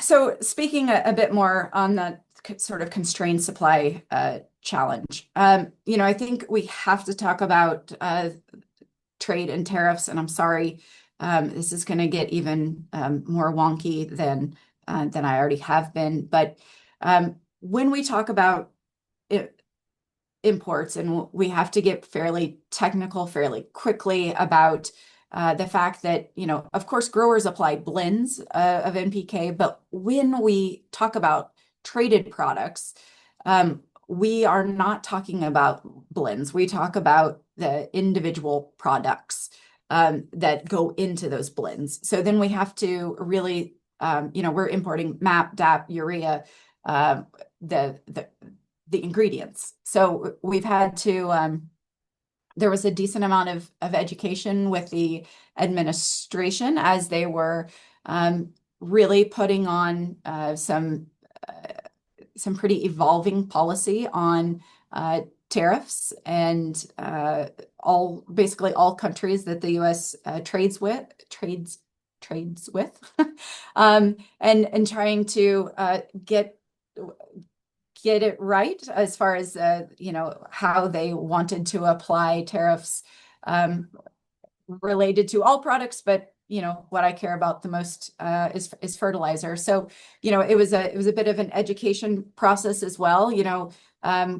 So when we talk about the tariffs, there's been a lot of action, presidential executive orders related to the International Emergency Economic Powers Act, so IEPA for short, over really the last 7 months. And so we're going to, really starting at the beginning of February, we saw the actions related to Canada, Mexico, and China. And so early, sort of February through April, there was a lot of will they, won't they on the potash side, really. And so we saw a lot of odd trading patterns with regards to potash. You would see a lot of trades at the beginning of the month because, as you see here, of course, there was a lot of activity, announcements at the beginning of the month. And so there would be trades at the beginning because at least the market knew what the tariff would be or what the action was going to be. And then the last 2 weeks of the month, there would be almost zero activity because they were basically anticipating that there was going to be a change in policy again at the beginning of the next month, which is not a particularly healthy way for a market to trade. So you added a decent amount of volatility in pricing, but also in transportation costs as folks were trying to source product for the spring market. But time we got early April, that USMCA exemption was extended indefinitely. And so we sort of put potash aside and some for some nutrients, for some products in the nitrogen space. Canada is also a very important market. Now, then we get into IEEPA reciprocal tariffs, and that has been a longer 7 months. So mid-February, the president signed a memo asking for a plan to be delivered by the 1st of April. April 2nd, a 10% tariff was put into place universally, and then with higher tariffs for some trading partners as high as 50% announced. And then there was this list of tariff codes that were going to be exempt from tariffs. It's known as it's called the Annex 2 list. Very, very catchy name. And so on that list were some products, some fertilizer products. And so this is when the previous slide said, growers apply blends or but products are traded in those very specific products. When we were having discussions with the administration, I think there was, you'll see on the next slide, and it gets worse, folks. I'm sorry, as far as the wonkiness. The descriptions for some fertilizer products would be they would exempt a product, and they're like, this covers it, right? No, that's actually not much there's not much trade in that product because it's a blended product, and products don't really come in as a blend. But there would be a decent amount of back and forth with the administration or with Congress that trying to kind of educate us to the difference between how fertilizer is traded versus how fertilizer is applied. But so anyway, you have that first Annex 2 with some fertilizer products, mainly potash, exempted, and a few other items. The other interesting thing was that these countries, here the second bullet, Cuba, North Korea, Russia, and Belarus were exempted basically from these tariffs because we don't have permanent normal trade relations with those countries. This is pretty ding important from a fertilizer perspective, because you all will recall from way back when I started droning on that Russia is 15% or more of global exports of all basically across all 3 macros. So when a country that's that big of a player in all 3 macros has 0% access to the US and everybody else has some sort of a tariff, you would expect that to have some impact on who's delivering product to the US, and we have seen that. So over the next many months, we see a wide changes in tariff rates and then finally on November 14th, so just a couple of weeks ago, a revised list of products came out that included certain food, ag, and fertilizer products from those IEEPA tariffs, and it included most finished fertilizer products. So here's kind of that Annex 2 list as it sits today. You'll, on that, the third column, sort of that on that Annex 2 list, a yes, no. So yes, like phos rock, yes, it was on there since April 2nd. But when we get down to like towards the bottom of that first set of tariff lines, urea solid, yes, but as of November 14th. Ammonium sulfate, yes, as of November 14th. When we come over to near the bottom of that second chart, monoammonium phosphate, yes, as of November 14th. And sort of as I was saying earlier, like this, the second to bottom line of the that second table, chemical mixtures, yes, as of April 2nd. The sort of halfway up that chart, that other chemical mixtures, those were some of the products that on that around that time, the folks were like, "We got you, right?" And it's like, no, that's actually not a ton of trade. Again, that sort of mixed product versus actual traded product. But all the time in between, those products that have come into the US have had tariff applied. Today, any product that's coming into the US that is not exempt from any of these countries are subject to this tariff rate, or the tariff rate in that first bullet point. So did that have an impact on the market? I think the numbers speak for themselves on that. Certainly, there's a lot of things that go into import flows, of course. There's a lot of things happening in the global market, but tariffs were certainly a part of that. So as we look at 2025 relative to 2024, year to date, practically unchanged. But when you sort of divide it into a before tariffs and an after tariff time periods, I think you see there's obviously a before and after. So Jan through March, so Q1, we were up 12%, 25 relative to 24. But in that April through August time period, we were down 9%. The other thing that I'll call out here is that the U.S. imports has always imported a decent amount of urea from Russia, but in the realm of do tariffs matter, I think the Russian market share really serves to highlight that yes, of course, the tariffs were having an impact. When we look again at that April through August time period in 2024. Russia's market share in the US, or I guess in 2024 at large, let's start there. There wasn't really much of a difference across the whole year in Russia's market share of the total US sort of nitrogen market. They were 18-19%. There was no sizable difference. We go to 2025, and there's a significant difference between the Q1 2025 share that Russia had of the US nitrogen import market and the after tariff application period. So they were nearly a third of all US nitrogen imports during that sort of tariff application time period. When we look at phos, I think this was where we saw the impact of the tariffs the most.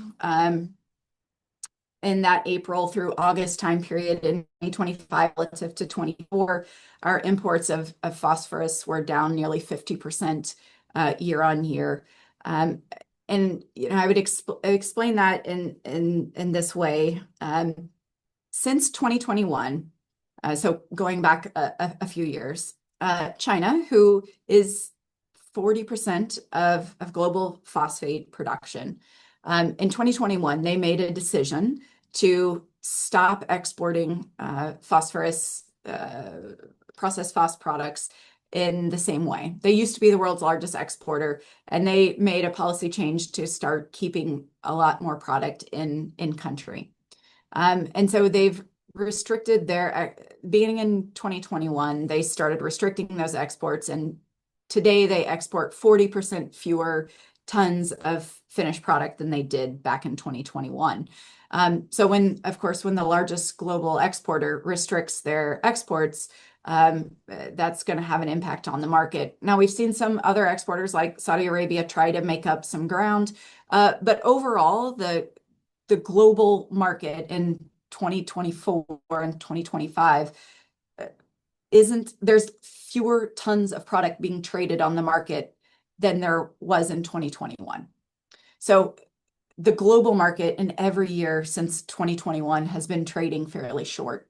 So, when we saw way back when that CRU chart on global phosphorus prices, That's one of the largest contributing factors, is that there's just a lot of demand for phosphorus globally, and there just are fewer tons of phosphorus being traded today than there were. So all of that in the context of when the US applies tariffs, even if the tariff rate wasn't all that sizable, I think on Saudi it was like 10 or 15%. That's not all that big of a tariff, but we basically gave that country a disincentive to trade with the US. And when there's a lot of other places to trade, they were like, there's either easier places to trade, and they just chose not to export to the United States. So since March, there has not been a single vessel of Saudi product land in the US. I'm hopeful that now that the tariffs have been lifted, that will change.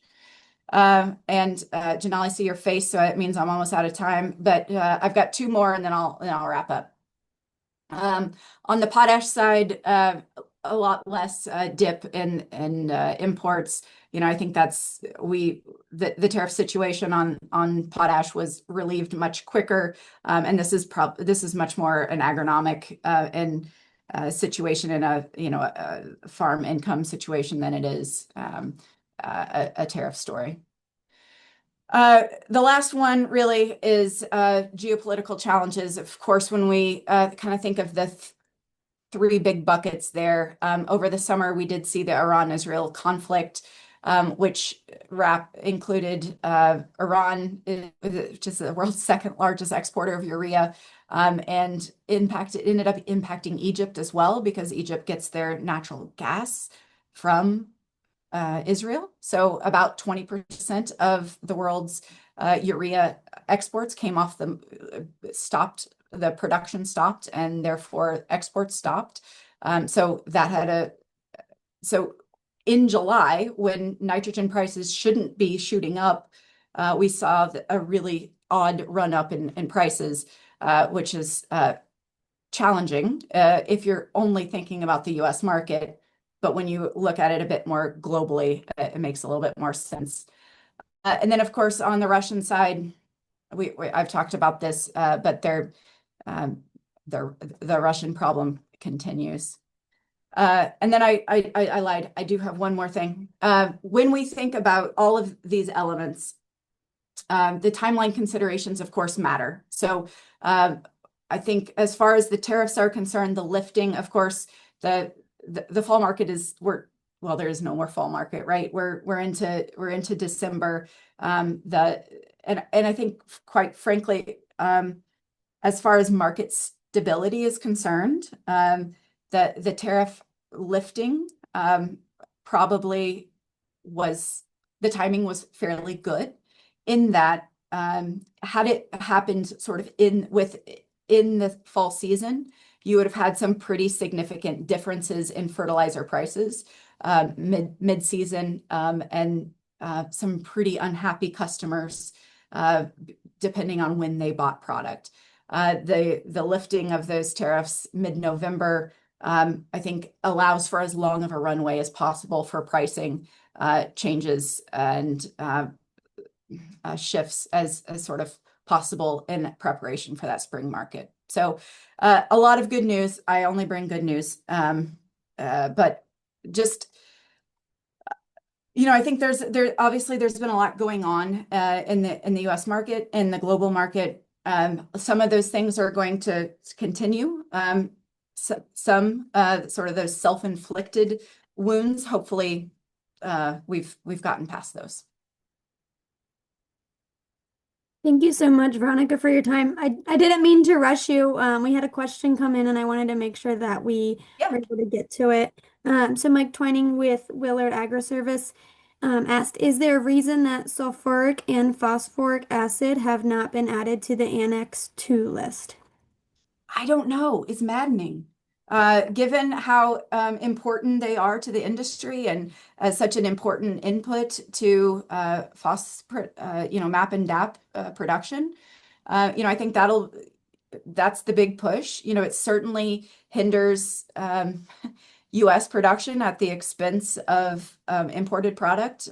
You're certainly making that's a flag that I have as well, and I think is worthy of consideration and needs to be flagged.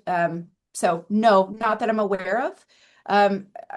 I think perhaps in conversations that we've had with those who make the list, that they said that it was their intention to include all fertilizer products in the list. So if there was not, if a product was left off, it was not intentional, but that it was probably an oversight. Perfect. Thank you, Mike, for your question, and thank you for the answer. If anyone else has any questions, you can add them to the chat or to the Q&A. We appreciate you being here with us, Veronica, as well as all of our speakers. So thank you to everyone who helped make today a successful event. We appreciate everyone who was able to join us here today. Thank you for taking the time, and we hope that everything went well on your end. If there's anything that you would like for us to add onto our future webinars or future symposiums, please don't be scared to reach out to me. I'll be happy to look into a speaker on the topic or something of that nature. So we appreciate you all being here. I'm going to share my screen with just some last minute reminders, and then we will get the credit link into the chat box momentarily.